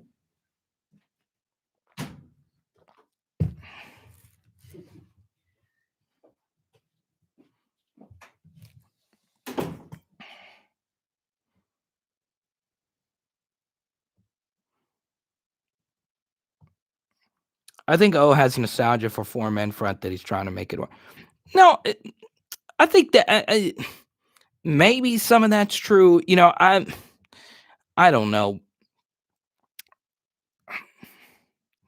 Maybe so. In the NFL, you can't fool the offensive lineman with exotic blitzes like you could at the college level. Number one, the quarterbacks are way better at not only picking out the blitz, but throwing around it, running around it, whatever.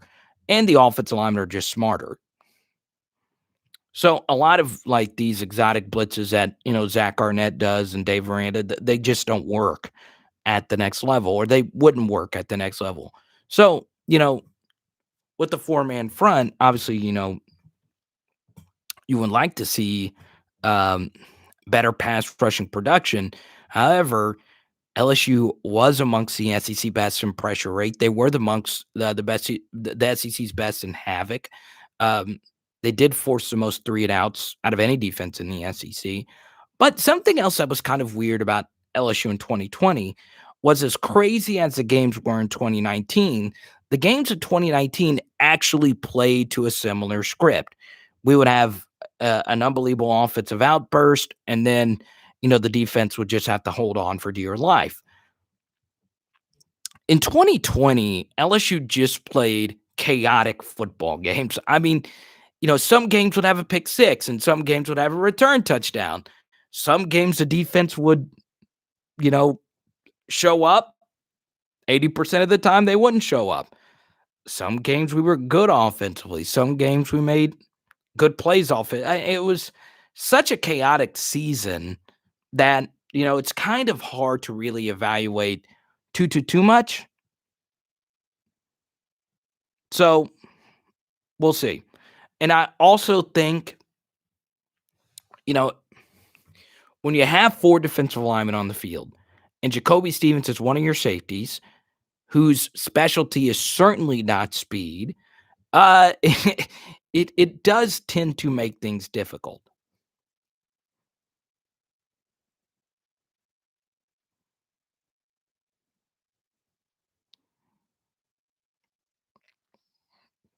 And that's the funny thing, Ron. We haven't even mentioned Sting or Ricks this entire live stream.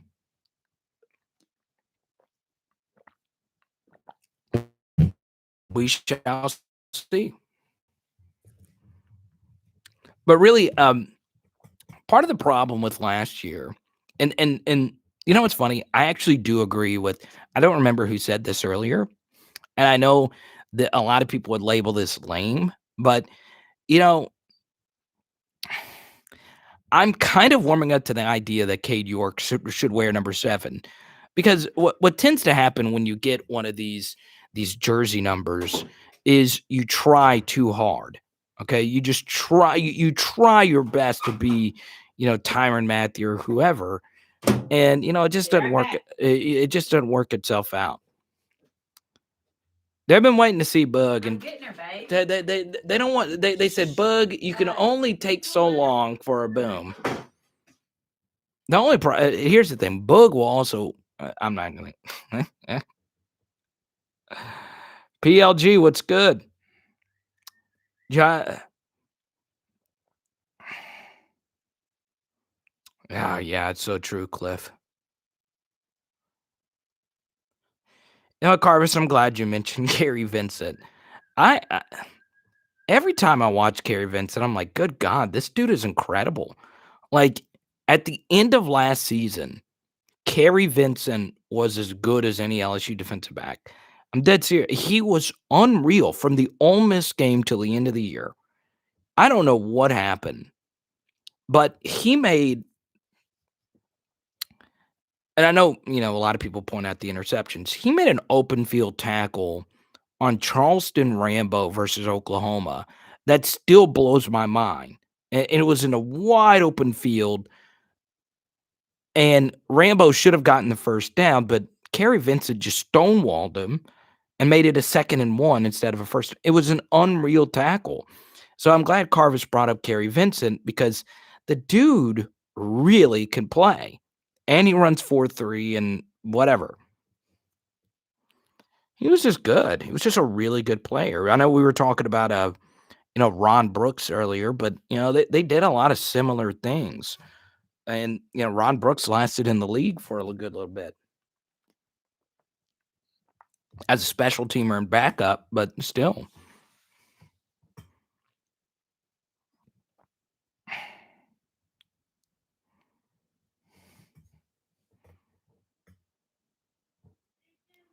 It is interesting, Carver, so where they're going to play him. Would you put him at free safety? Would you put him at slot corner? I think they're going to try him at slot corner early. Somebody's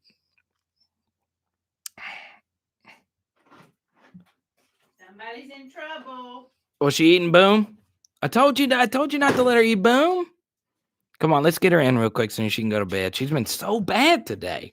She's been so bad. Oh, she's got Boom on her face? Bug. Oh, God, Bug, in front of 91 people?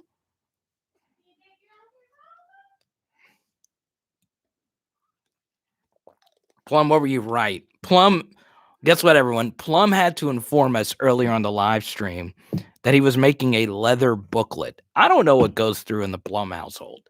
I don't know what's going on in Plum. Josh is not commented, and we are on the brink of Bug. And it is still Marcus's super chat. So, Marcus, whatever you want to talk about, it is your time. Carvis, how's the PhD coming along, man? Grant Delpit. And I love Grant Delpit. I hope he gets healthy. I hate that he couldn't be a part of the Browns team this year. Also known as the other LSU Tigers.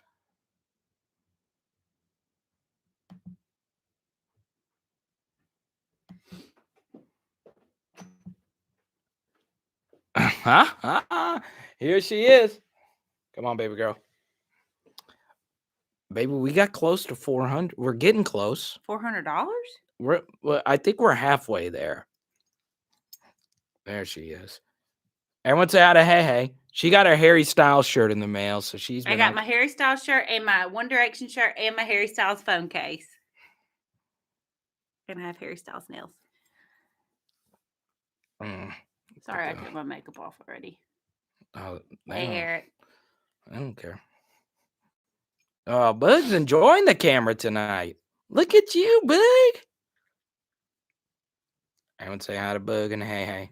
Hey, everybody. Well, here's the thing. We did talk to Tartar earlier. She said unless we get to 400. Uncle Cliff! Ron, Uncle Cliff, I did not appreciate you going to Phil's the other night. Like we said earlier in the live stream, she was not happy that Cliff sent us a photo. I'm glad you got to enjoy it, but I just miss it. Phil's Oyster House. Much. Phil's is the best restaurant in Baton Rouge. You should show the people the text I sent you when you sent me that picture. Well, I of already Uncle brought Cliff. it up. That Cliff was sending us photos from Phil's Oyster House. Hey, There you Carter's girlfriend. go. Josh. All right, everyone say goodnight to Book. She's ready to go to bed.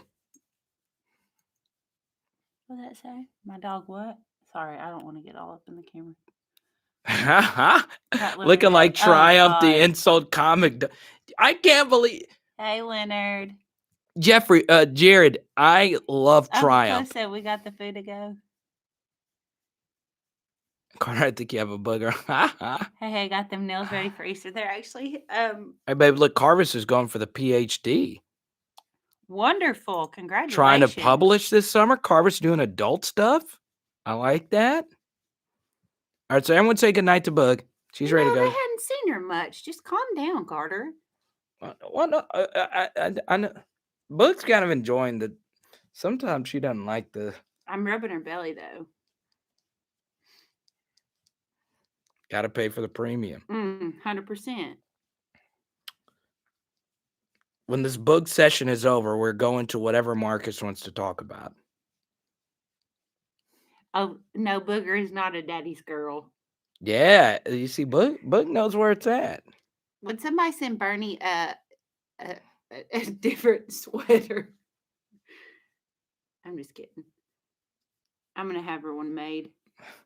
You have a guinea pig named Salazar. That's cool. Oh, wow. Look at that baby. Because I'm rubbing her ribs.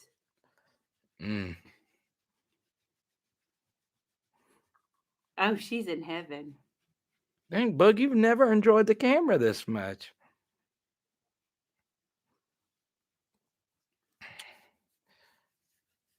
All right, guys. Towards the end of this Bug session, we haven't done this on a live stream in a while. What? Where are you watching from? Oh, yeah. Ron, I know you're in Houston, Cliffs, and Baton Rouge. But I just want to know one thing. Did he have the charbroiled buffalo? What did you get to go from Phil's, Cliff? Who's more spoiled rotten, Carter or Boog? Carter. Me. Well, Marcus, are you saying tsunami or Unami? Tsunami's good. Tsunami's good sushi in Baton Rouge. you've never taken me. Well, when All you're right, in she's BR, shaking. when you're in BR, you don't get sushi. You go get seafood, I know. which I guess is sushi as well, isn't it? In a way. So the name of the restaurant is Unami? Ready to go to Unami? bed? All right, guys, she's checking. She's ready to go to Everyone bed. say night. So I will check at the end, okay? And I'll add together all our Cash Apps and Venmos and Super Chats. Oh, God, the Wi-Fi is going to suffer. Guess what? Well, hey, gotta eat. She's got to eat. I'm eating my little piece of salmon. Well, So show I them can the go to salmon. bed. Show them the salmon. Show I them the gotta get up salmon. and go to the Verizon store. Oh, half shrimp, cat. Oh my God. What do you have? He had char grilled oysters, but he didn't get the buffalo. Oh, You got to get the Uncle buffalo. Cliff, I'm ashamed. You got to get the buffalo oysters. But I like my oysters raw on the half shell. You do like raw too. She likes it raw. Oh, Carter. the oysters. I'm not. You see, your mind went there. Your mind, not mine. The oysters raw. Of course, that's what I was referencing. Call his mama. We don't want to call KB, do we, Cliff? Wait, No. Rouse's sushi? Does Rouse's have good sushi? Really? From the grocery store? We're not going to Rouse's anymore. Harbor View. Here's my salmon. Everyone wants to see some salmon. Look at that. Sizzling, too. Oh, wait. There we go. There we go. Oh, my God. Now I'm getting hungry again. Some Hell, good you're salmon. born hungry. I'm just chunky. Chunky. I still haven't listened to the Anderson Paak yet with Bruno. Don't say Anderson Paak. It's Anderson Paak. Anderson Paak, however you say his name. And these are not. He is just these are Harry Styles. He's just lucky to be in the presence of Bruno Mars, aka the greatest musician alive right now. It's Bruno. Come after me, not Harry Styles. Harry Styles is nowhere close to Bruno Mars. You know how much I love Bruno Mars. Can I start that little wash? Yeah, you can. Is that going to interrupt That slide out. No, go ahead and start the wash. Because our studio just happens to be our laundry room. It's and fine. We're getting a bigger and the inside over there is the living room, aka the 2 Power Hour LSU studios. Nick's from the 205. What's good? So who's coming to the film study tomorrow? That's all I want to know. I know Marcus is going to be there.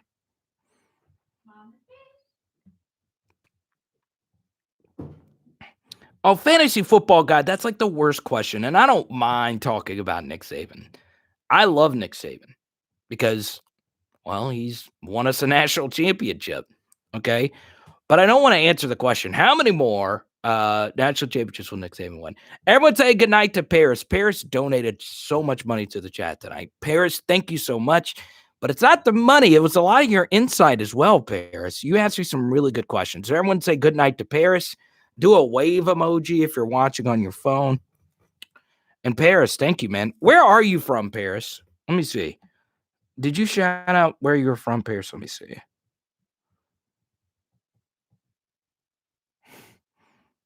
Someone said Bob T. Let's see. Denham Springs, Geismar in the building. Atlanta, that's right. Paris, you were the one telling me about the taco place that's in Dallas, Velvet Tacos in Atlanta. That's right. See you, Paris. Good night, man. Enjoy your evening. Y'all are so kind. Y'all always, whenever I say hi to Paris or whatever, y'all do it. That's really cool. That's really cool.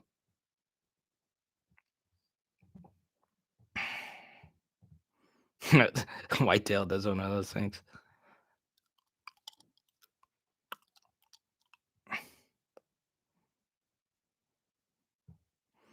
Who lasts longer at their university, Saban or O? I'm going to go Orgeron. Go to bed, Josh. Good night to you and Salazar. That's such a good name for a guinea pig. We will see you. Let's see. Let me check. I think the live chat is back for Saturday night. Do you guys like the Saturday night live chat? Let's see. All right. I think we're good for Saturday night. I like doing them on Saturday night. Let's see. Are we clear for Saturday? Yeah, we are clear for Saturday night, 7 p.m. Central.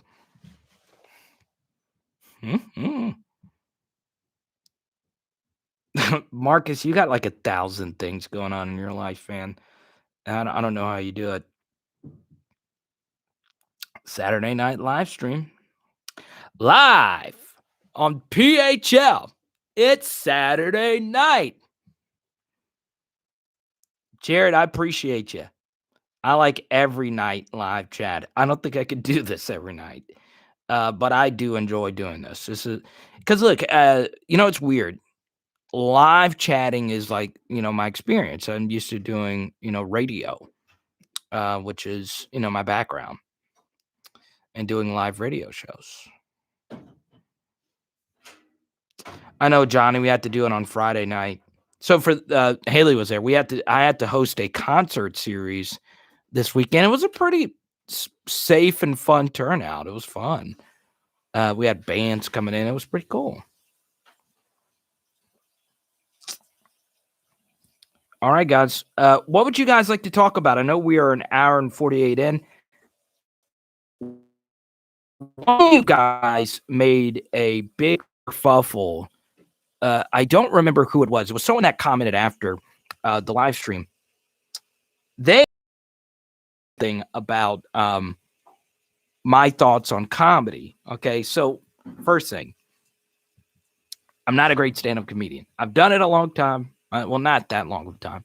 However, someone made a big deal about, we're talking about Eddie Murphy and Coming to America, which is a big deal for a lot of you in your late 30s, early 40s. I mean, that movie is a, transcendent movie.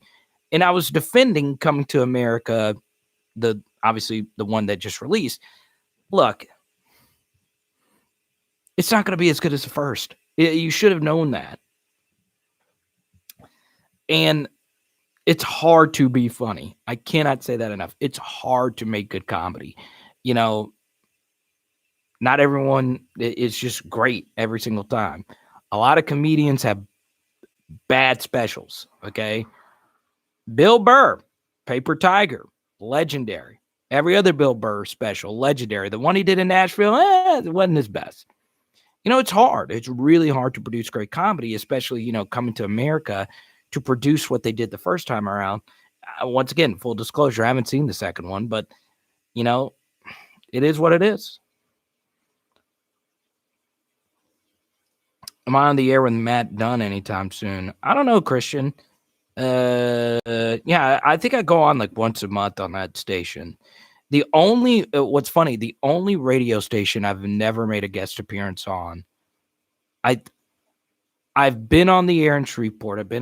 The only station I could think of is 104.5. I've never been a guest on that station. I still make appearances in Ruston and Monroe. I don't anymore in Shreveport. My buddy Ben Mintz moved to Barstool in New York, and shout out to him. I used to go on with him fairly often. I used to have a weekly spot on WWL in New Orleans, and haven't been on that station in a while. So, Christian, if you keep up with us, just let me know. Leonard, just shoot me an email. Let's see.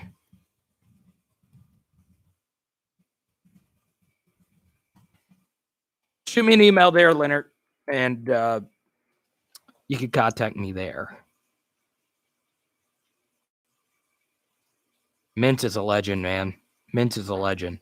I can't say enough good things about Ben Mintz. I just love that dude, and he's still a friend. I talked to him for the first time in a while. I know he's super busy up there. Ben just, he's just great. He's just a really freaking good dude. And the guy that moved up there with him, Martin Black, was a good friend of mine in college, and we're still friends to this day. Ben's just good, man. He's just a good dude. One of the most authentic, and I've only gotten to meet and hang out with them once in Shreveport.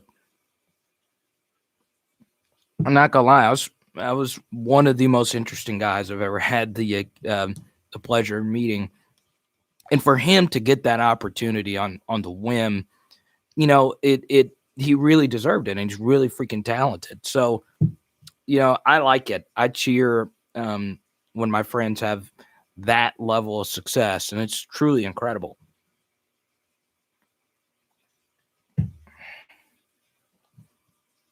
Mincy, do you have any names for you guys you expect to not start but have worked into key rotations by November 6th? Okay, so Cliff texted me a question as well. Do you okay, let me answer Marcus's question first. Do you have any names for guys you expect to not start but have worked into key rotations by November 6th?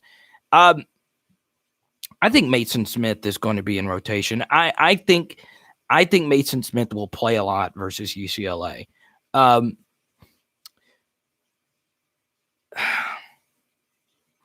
What's going to be interesting? Does Ed Orgeron give Trey Palmer another chance?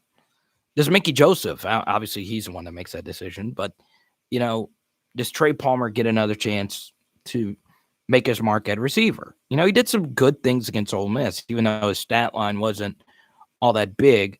Trey Palmer just had such a bad start to the season. So that's going to be interesting. Let me get Cliff's question in here. Who is a breakout wide receiver next year that we are not talking about? Here's an interesting name for you. Alex Adams is very interesting. Look, So often we point at the true freshman newcomer. Who's a true freshman newcomer that's going to make the big splash? Oftentimes we see a guy that we don't expect to make a splash. So obviously, in 2019, we knew Jamar and Terrace were great. We didn't know that they were that great.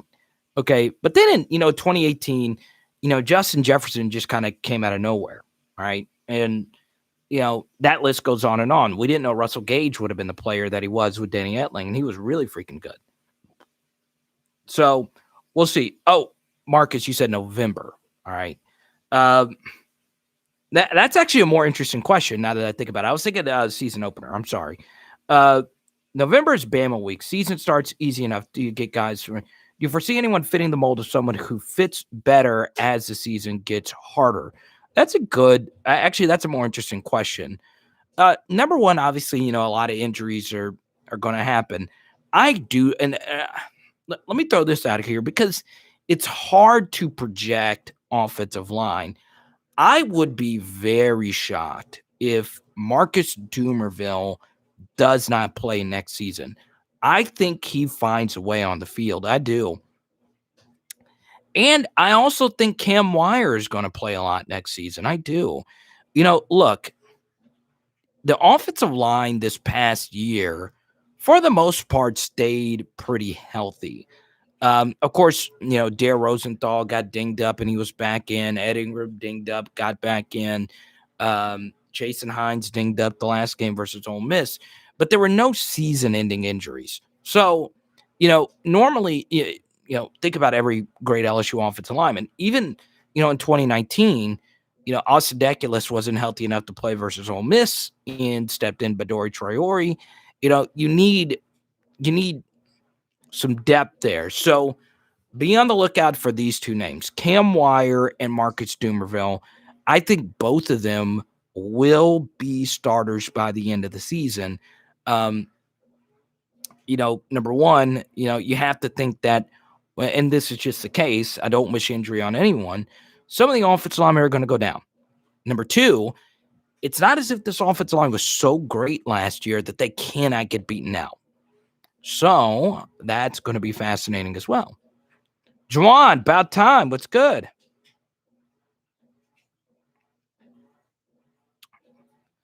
Let's see. Deion Smith. I like that.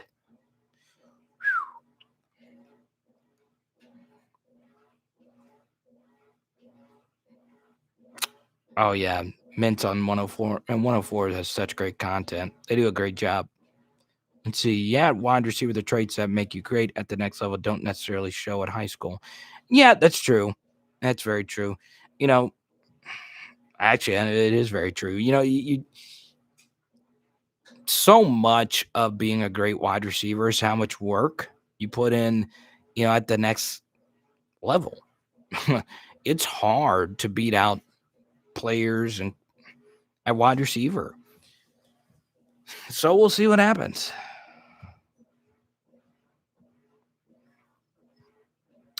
Ed said this morning that the backup OL are still a ways behind the starters. How does that happen? So, let me answer this one for you, Juwan. Let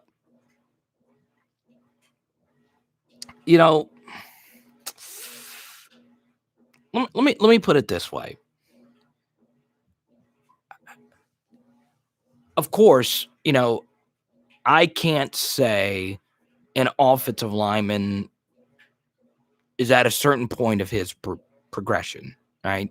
Because I'm not at practice. I don't see their work ethic. I don't see if they put in the work in the weight room.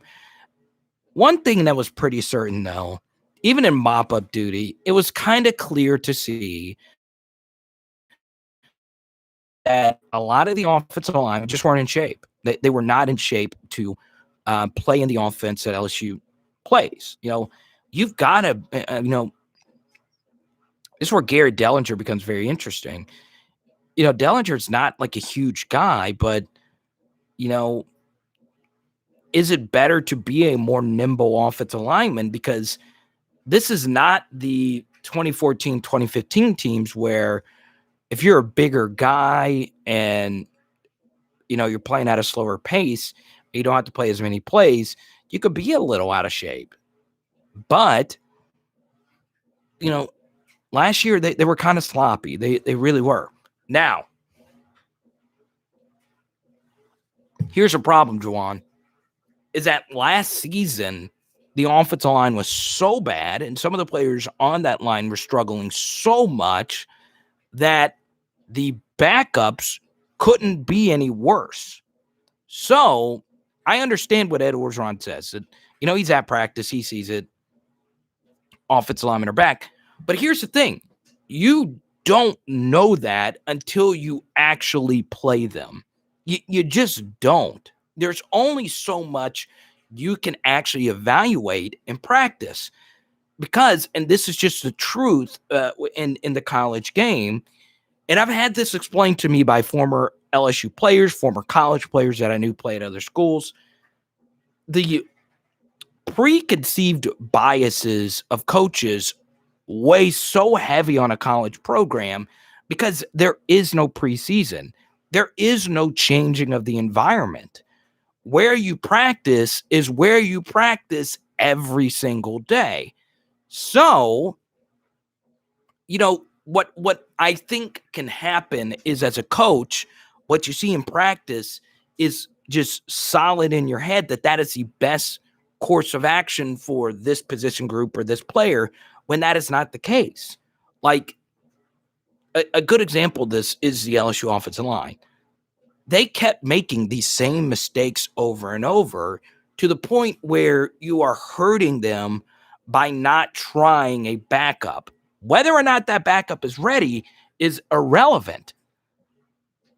We were playing so bad up front in some games that you needed to try something new.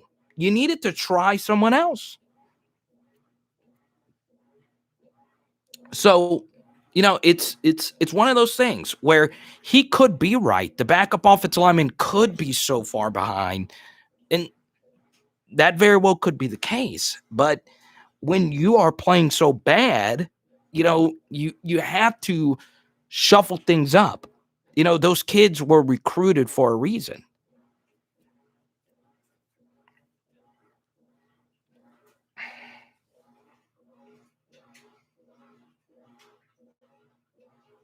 Someone almost drank all my beer.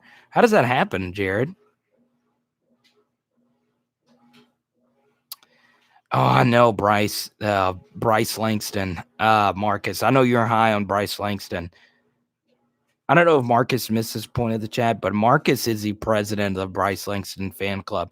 He's so interesting. He really is. Athletically, he is so gifted. He really is. This was interesting insight. Let me go to Charles here. Charles, what's up, man? Welcome to the chat. Justin was highly thought of here in Destrehan under the radar for sure, but locally I haven't watched these kids growing up and coaching them as youngins. They were head turners by then. Yeah, it's true.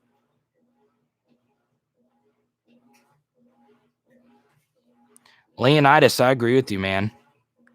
You must have a running back like CEH who has the talent and vision to make the first tackler miss. Yeah, I mean, it's true. It's true.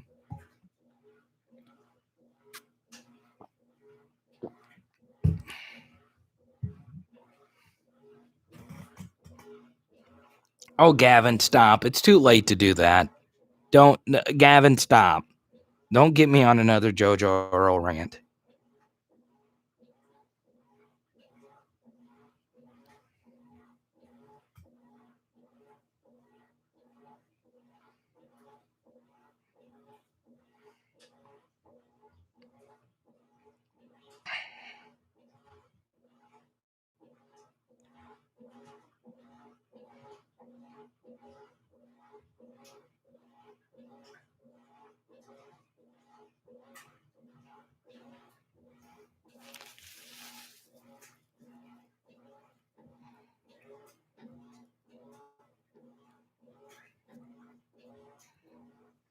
See, I'm making sure I'm not missing any Venmos here.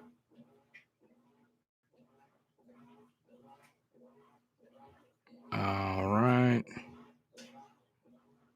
Put there here.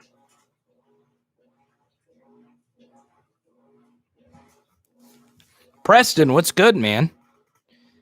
Eric, stop, man. I love me some Keanu Colt. But he went to our rivals.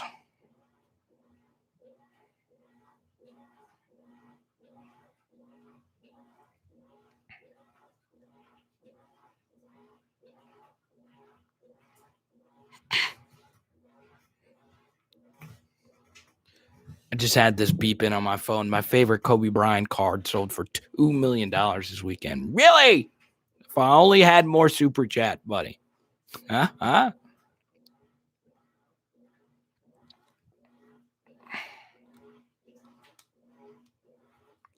Leonidas, I agree with you to a certain extent. I really do.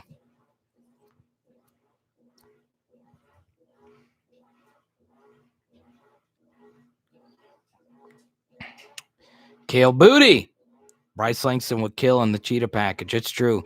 You know, that's one thing I hope LSU does. I hope they rotate a lot of defensive linemen in on the third and long situations. You know, heck, have an all true freshman pass rush package. Xavier Carter, Landon Jackson, Mason, and Bryce, and just let them go at it.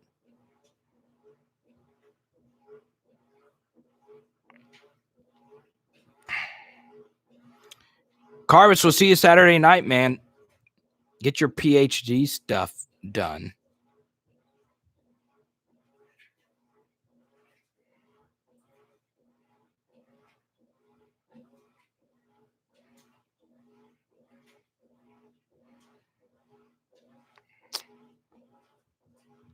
All righty.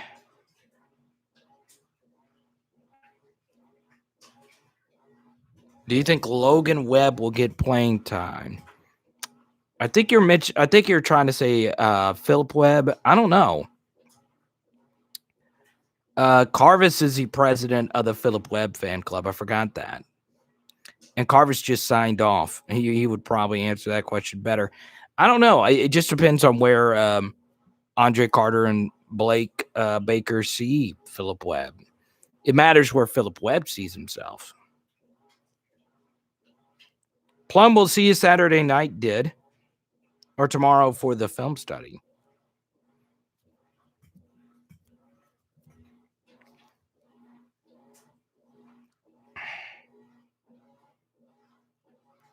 Let's see. I think TDP Kiner will be the top two backs. Oh, look, we connected a PhD student with someone that can help him out. That's cool, man. Look at us furthering education. David says, of the three LSU quarterbacks, who do you think has the best chance to surprise everyone and contend for the Heisman? Well, David, when you start predicting Heisman winners, I don't know. I don't know if I necessarily like to do that because so much has to go right for you to win a Heisman. But you said contend for a Heisman. Christian says Nussmeier. Eric, of course, says Nussmeier. But no, Myles Brennan is going to be the starter, and we just got to come to that realization. Ed Orgeron mentions him in interviews. Myles Brennan is on the leadership council. Obviously, the locker room loves him, so we'll see.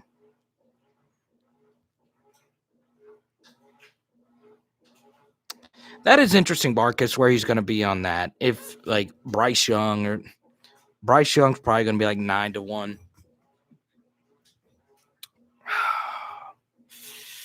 Man, if I had to bet a Heisman winner now, I'd probably pick DJ Uiagalelei.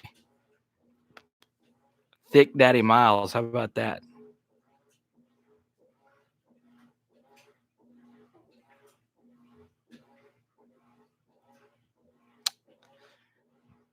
Taylor, that's tough. Hope Stingley's in the top 5 for Heisman. Well, if he's going to be, he's going to have to also be the punt returner. it's so hard to win the Heisman as a defensive player if you don't return the punts. And he is a punt returner, but, you know, I really hope Orgeron doesn't play him on offense. And, you know, I was doing a video on this very thing earlier this week, but I decided to do the Arch Manning thing. Look, the Stingley on offense thing, it just doesn't make sense, really. You know, it's really only worked once, okay, where a corner also played a lot on offense. And that was Champ Bailey in 1998, okay? Now, look, Stingley's great, but, you know, this is not 1998. You don't need your corner to also play wide receiver. So, you know, I hope that they just axe that idea.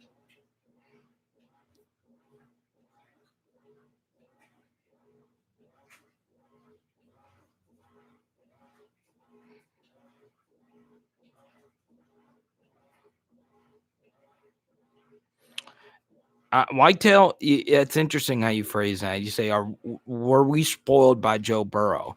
I don't think we were spoiled by Joe Burrow. I mean, all of us, like not just LSU fans, all of us were spoiled by Joe Burrow.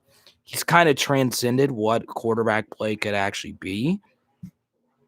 As I mentioned, his offensive line play was good, not elite. It was really good. It wasn't unreal, though. And, you know, you look at his stats. Joe Burrow in 2019, 15 games, 13 of which were over 300 yards passing. The only games where he didn't have 300 yards passing was versus Florida, where he had 291 yards passing to go along with 70 yards rushing in a game where his offense averaged 10 yards per play, which was their second highest mark of the season. His only other game where he didn't have 300 yards passing in 2019 was the first game of the year against Georgia Southern, where he threw for 5 touchdowns and no interceptions. So, you know, it's just unreal to have a quarterback play exceptional each and every week. Not good, not great. He was exceptional in every single week. And yes, he did have Clyde, he did have Justin, he did have Terrace, he did have Jamar, and that obviously helped out. But, you know, if you actually sit down and just rewatch every game and rewatch every snap and rewatch what every person was supposed to do on every play, you begin to see how freaking good this guy actually was, even more so than just the stats. And, you know, it's ridiculous. And you factor in the leadership, you factor in, you know, this was different considering this was LSU's first transcendent college quarterback. You know, it truly is remarkable. Leonidas, thank you, man. So, Leonidas, what would you like to talk about? It is your first off. Okay, so Leonidas says the 2 QBs are Brennan and Max. Okay. Leonidas, what would you like to talk about? Because it is your super chat.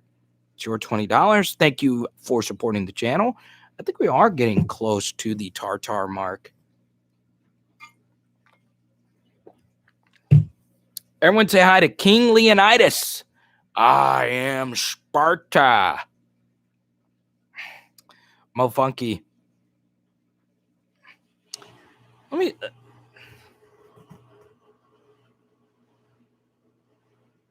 Looks like he broke his neck and became John Elway.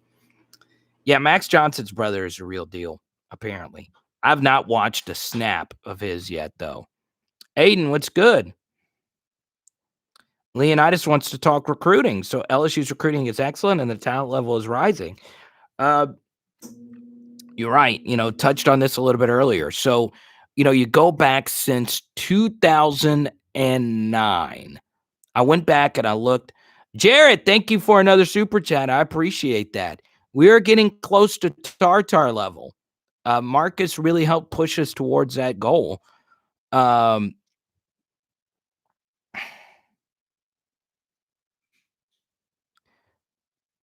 Oh, David, this is interesting.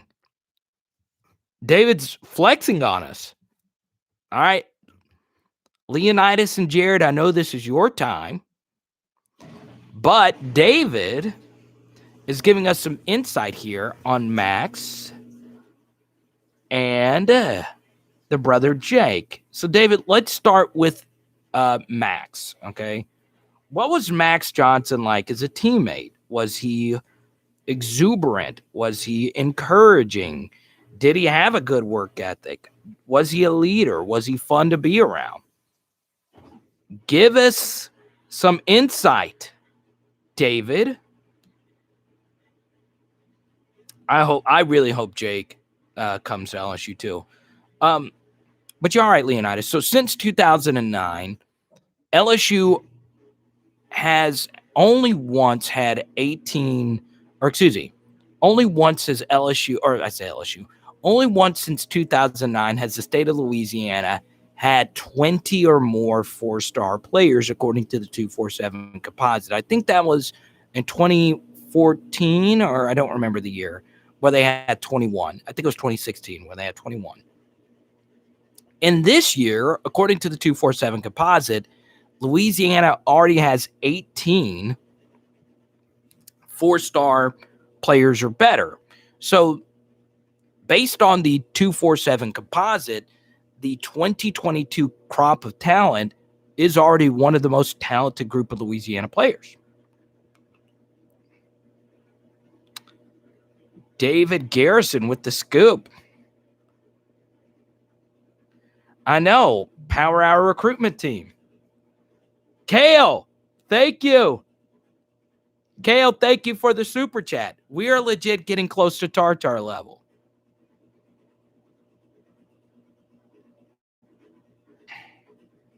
That's cool, David. That's really cool you got to play with someone at that level. That's cool. Max was a great leader personally, even though we came so close to a championship in high school. I don't know how he is in college, but his senior year, he always made sure we played our best. That's really cool, David. What is his brother Jake like? I'm going to go ahead and ask you that, since you are the expert. But in the worlds of Charles Barkley, I was going to do a Chuck accent. God's the only expert, Kenny. Oh, man. I will never try to impersonate inside the NBA again. Kale, thank you for your super chat, man. Kale Booty. That is such a great last name. Are you related to Josh Booty? Because if you are, I just bought a Josh Booty rookie card for 27 cents on eBay. And I'm happy to have found that Josh Booty rookie card for 27 cents. Jake's a beast. That is great. The 5-star breaking news, everyone. The 5-star number 1 rated tight end is a beast, according to David. I'm kidding, David. That's really cool, though. Jake is a beast, apparently.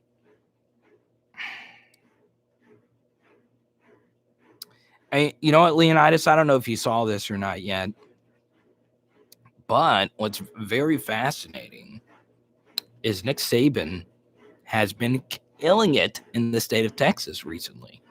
So if, Texas, which has so far done a pretty freaking good job of recruiting their state for 2022, I saw Bryce Anderson pick up a crystal ball. Wait, Kale, you are related to? I got to take these off for a little bit. My ears are so red from these. I haven't broke in these newer headphones yet. So the reason why I have to wear these is because of the laundry in the back.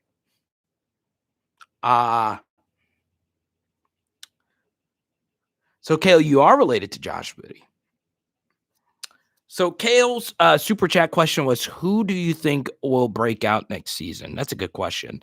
My answer to that is Jure Jenkins. I really think Jure is good. I really do.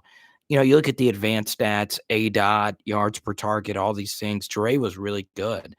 So what does that tell you? Well, that means LSU trusts Jure Jenkins to get down the field.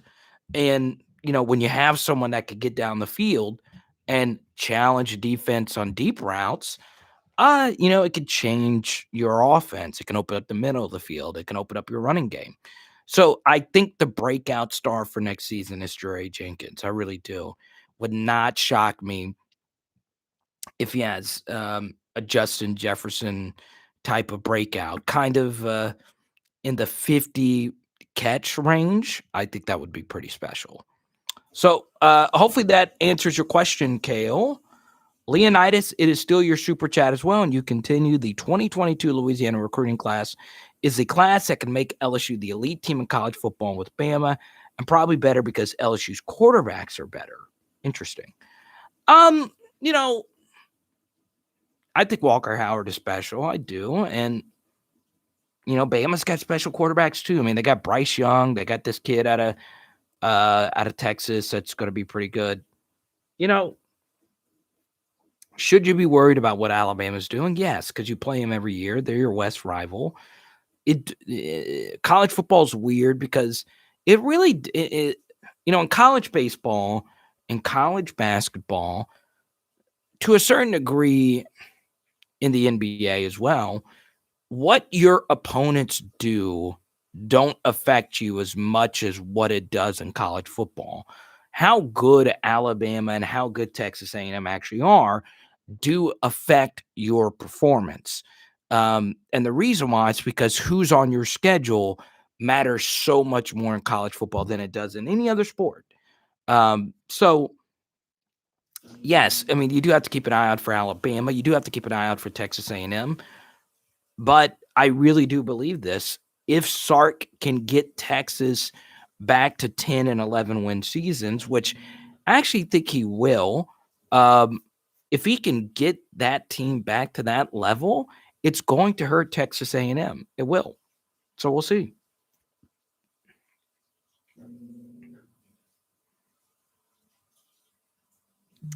Yeah, Kale, Dre's just a guy you can cheer for.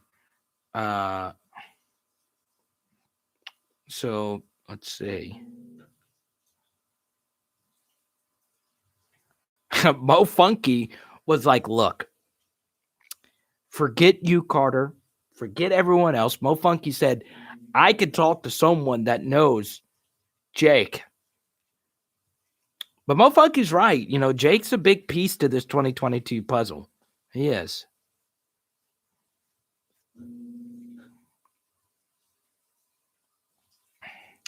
Yeah, I know, Leonidas. It's going to be huge. For instance, there's a kid that Texas A&M got in the class of 2022 that is scary. His name is Malik Silla, and he is a outside linebacker. And if you go look at him, his size, his speed, all the way down to his recruiting ranking reminds me of Caleb Von Chason. And that guy is going to Texas A&M. And look, A&M, I don't fear A&M the same way that we have to fear Alabama. But let's be honest, man, A&M has killed it when it comes to recruiting the trenches.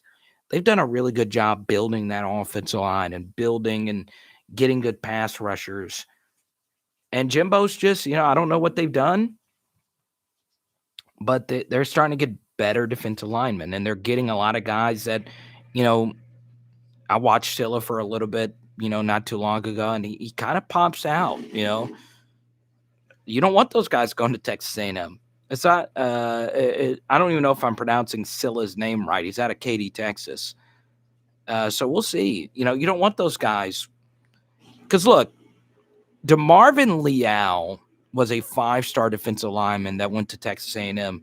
He tore us to shreds. Like outside of what Devonta Smith did to us, there was no one player that had a more dominant outing versus LSU than DeMarvin Leal.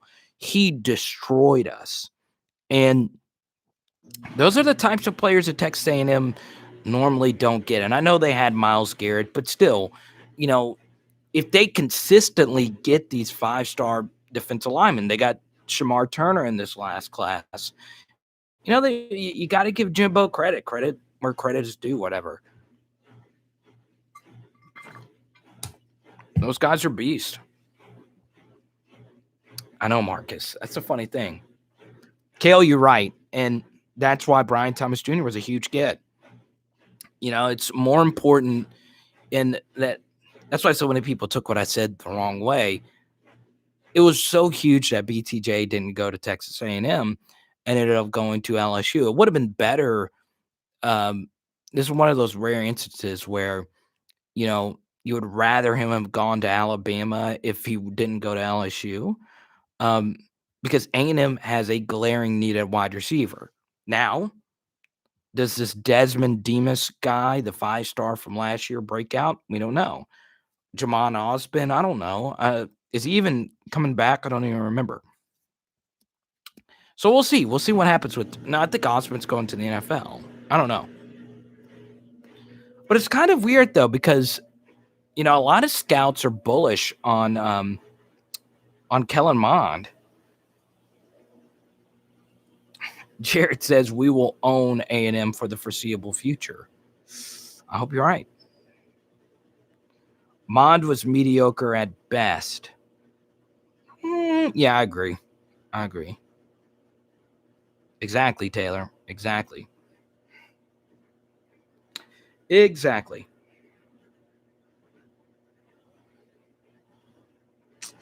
Max may have beaten A&M. No, that's just not true.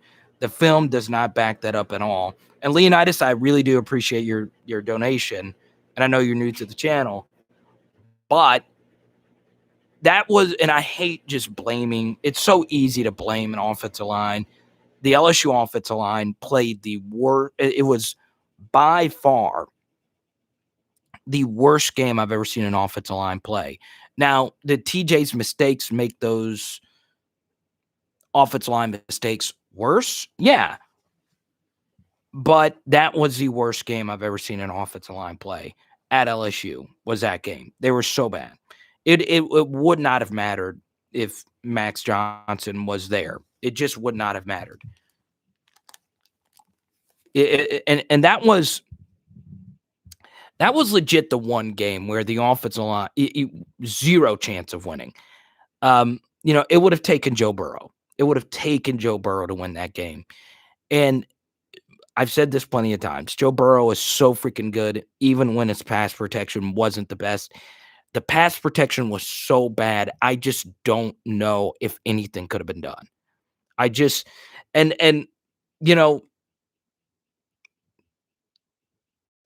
I just don't know. And a lot of people say, well, what if we had Myles Brennan? We could have. The offensive line was so bad, and there's a lot of reasons why. Number one, it was super loud in there. Texas A&M always put more fans in than their allowed capacity. Number two, Texas A&M's defense was really good. Mike Elko's a respected defensive coordinator, and if you are paying attention now, Mike Elko was a very interesting name for that Kansas job. I was thinking about this the other day. Elko's a really good coach. He's top 2 or 3 DC in the SEC right now, probably. So,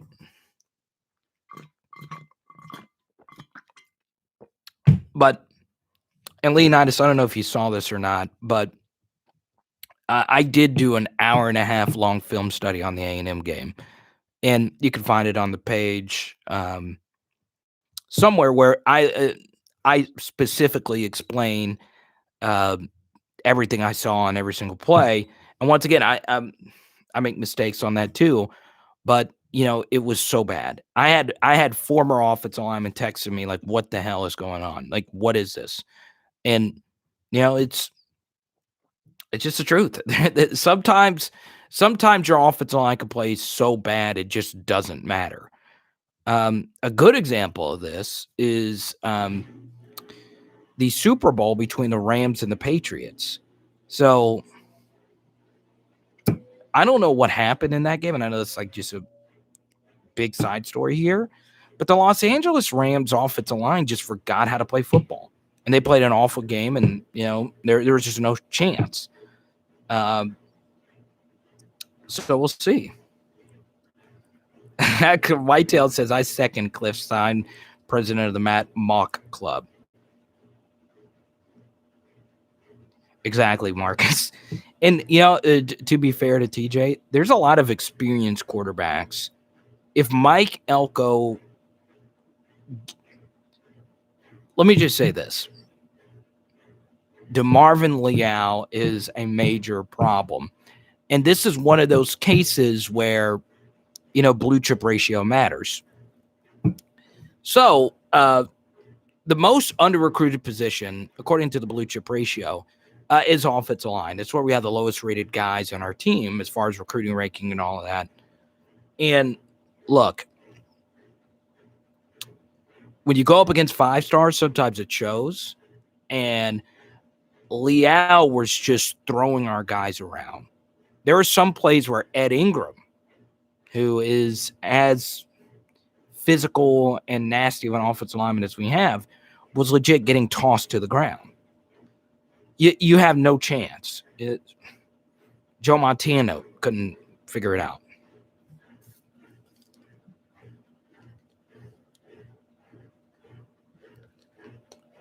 Kendall, I don't know. But if you want some more Chasing Hines content, you'll see it tomorrow on this channel.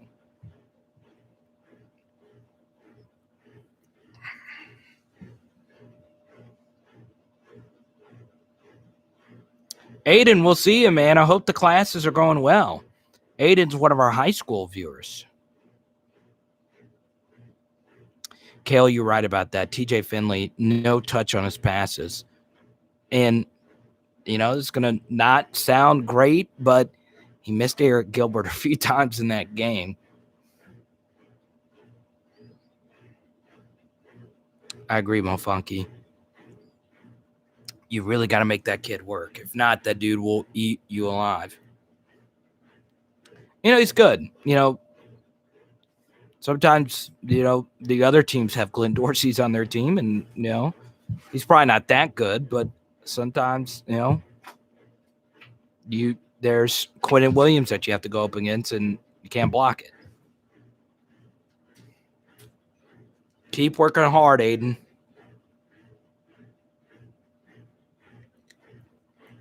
I shouldn't be taking 5 hours this late. I'm going to be up all night.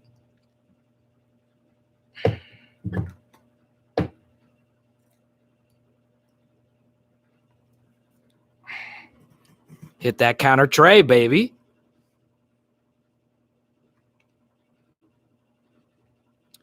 What do you guys think? I want your honest opinion.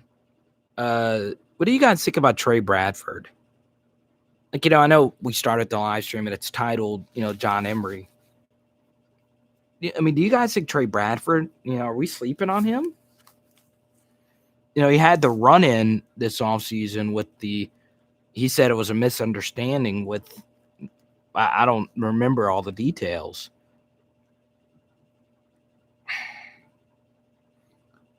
Bug for Heisman. I know, Jared, why don't I get a sponsorship deals? It would kind of go along with it. 5 Hour Energy, Power Hour LSU. Yeah, I think Bradford could be a good back. Kid couldn't catch to save his life or read an angle. Since the original Power Hour, I like that, man.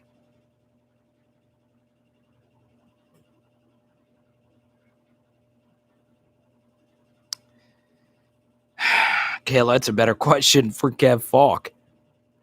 I think Jake Peetz is going to help with that too.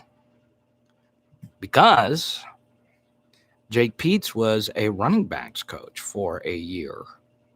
Granted, he was the running backs coach for Christian McCaffrey's breakout season.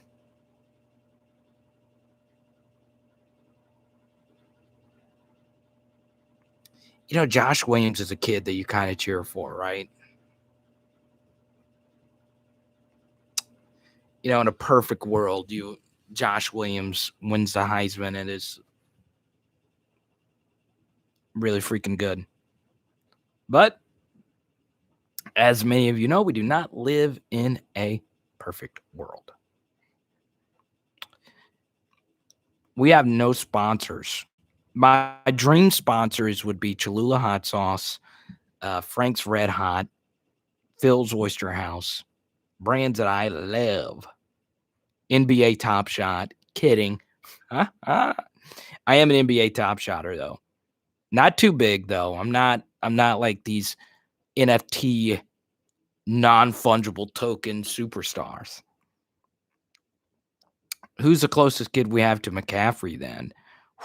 That's a good question. Not John Emery. um, I don't think Emery's really like McCaffrey. I would guess Goodwin, maybe. I think Emery could have a Darius Guice type of season. I hope so. On the field. Emery is the closest, but he didn't have Ed to drive on the max. Yeah. And some of that comes down to Emery. You got to do the little things right. I agree with that, Marcus. I do. I don't know. I'm not in film sessions, but it's just one of those things. Like, like we led the live stream with tonight. Emery was beat out by TDP as a freshman, and then as a sophomore, his best games were against Vanderbilt and South Carolina when things were going our way. And the true test of a great player is how good are things when they don't go your way. And this is, some kind. I know this is going to sound like a tangent, but with all this Les Miles news, I tend to respect Leonard Fournette just a little bit more because Leonard Fournette was so interesting. Because it's weird. I've tried to rethink some different things about the Les Miles era, knowing what we know now.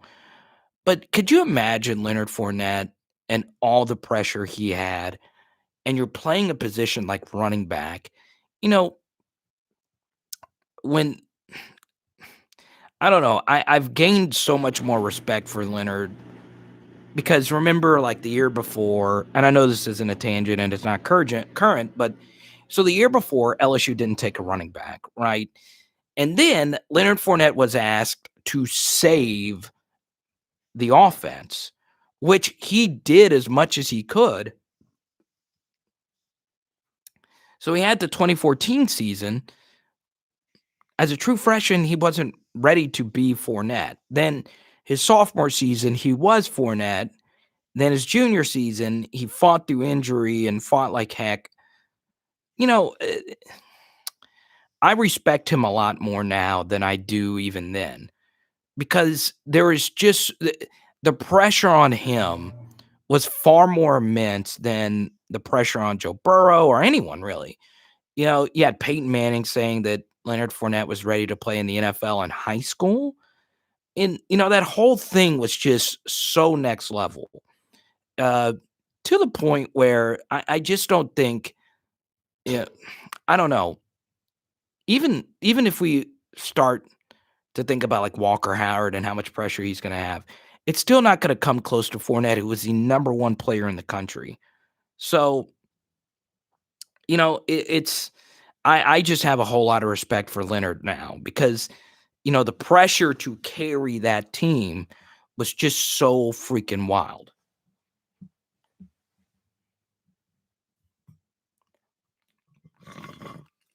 Booga Nation.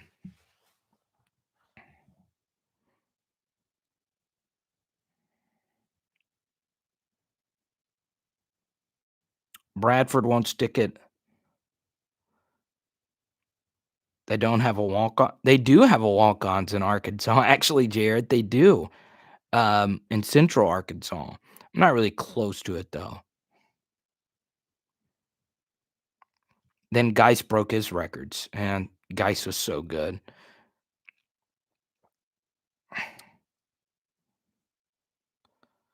Yeah, let's see. Well,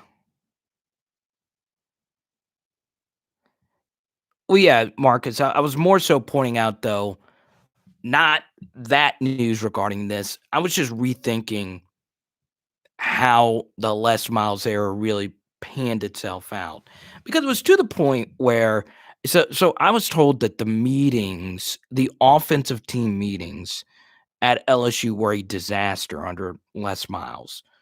Um, to where, we were running such archaic schemes and Fournette was still able to, put up huge numbers despite the other team knowing that he was going to get the football.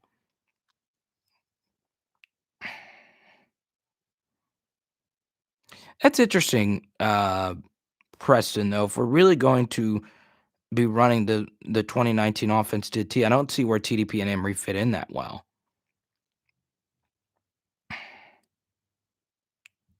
It's very interesting. Kale, I like your thinking, man. Kale thinks outside the box. Jones should develop Xavier Carter into an Isaiah Simmons type of player. Um, that is interesting though, because if you go watch Xavier Carter, he played in a lot of 7-on-7s where, he would play in coverage as a defensive back. So it's interesting. Xavier Carter is a freak athlete, but he's a pass rusher. I don't see him as an Isaiah Simmons.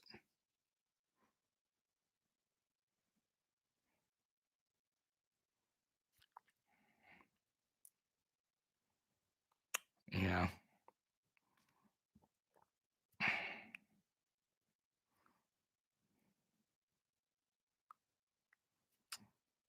Well, Jared,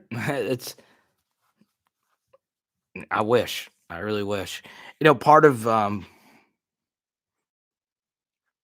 part of being a student, like I was critical of less. So when the Tennessee game happened, I was I was I was a host of a student radio show, and I criticize Les Miles for the Tennessee game, and I got so many angry people saying, "Well, we won.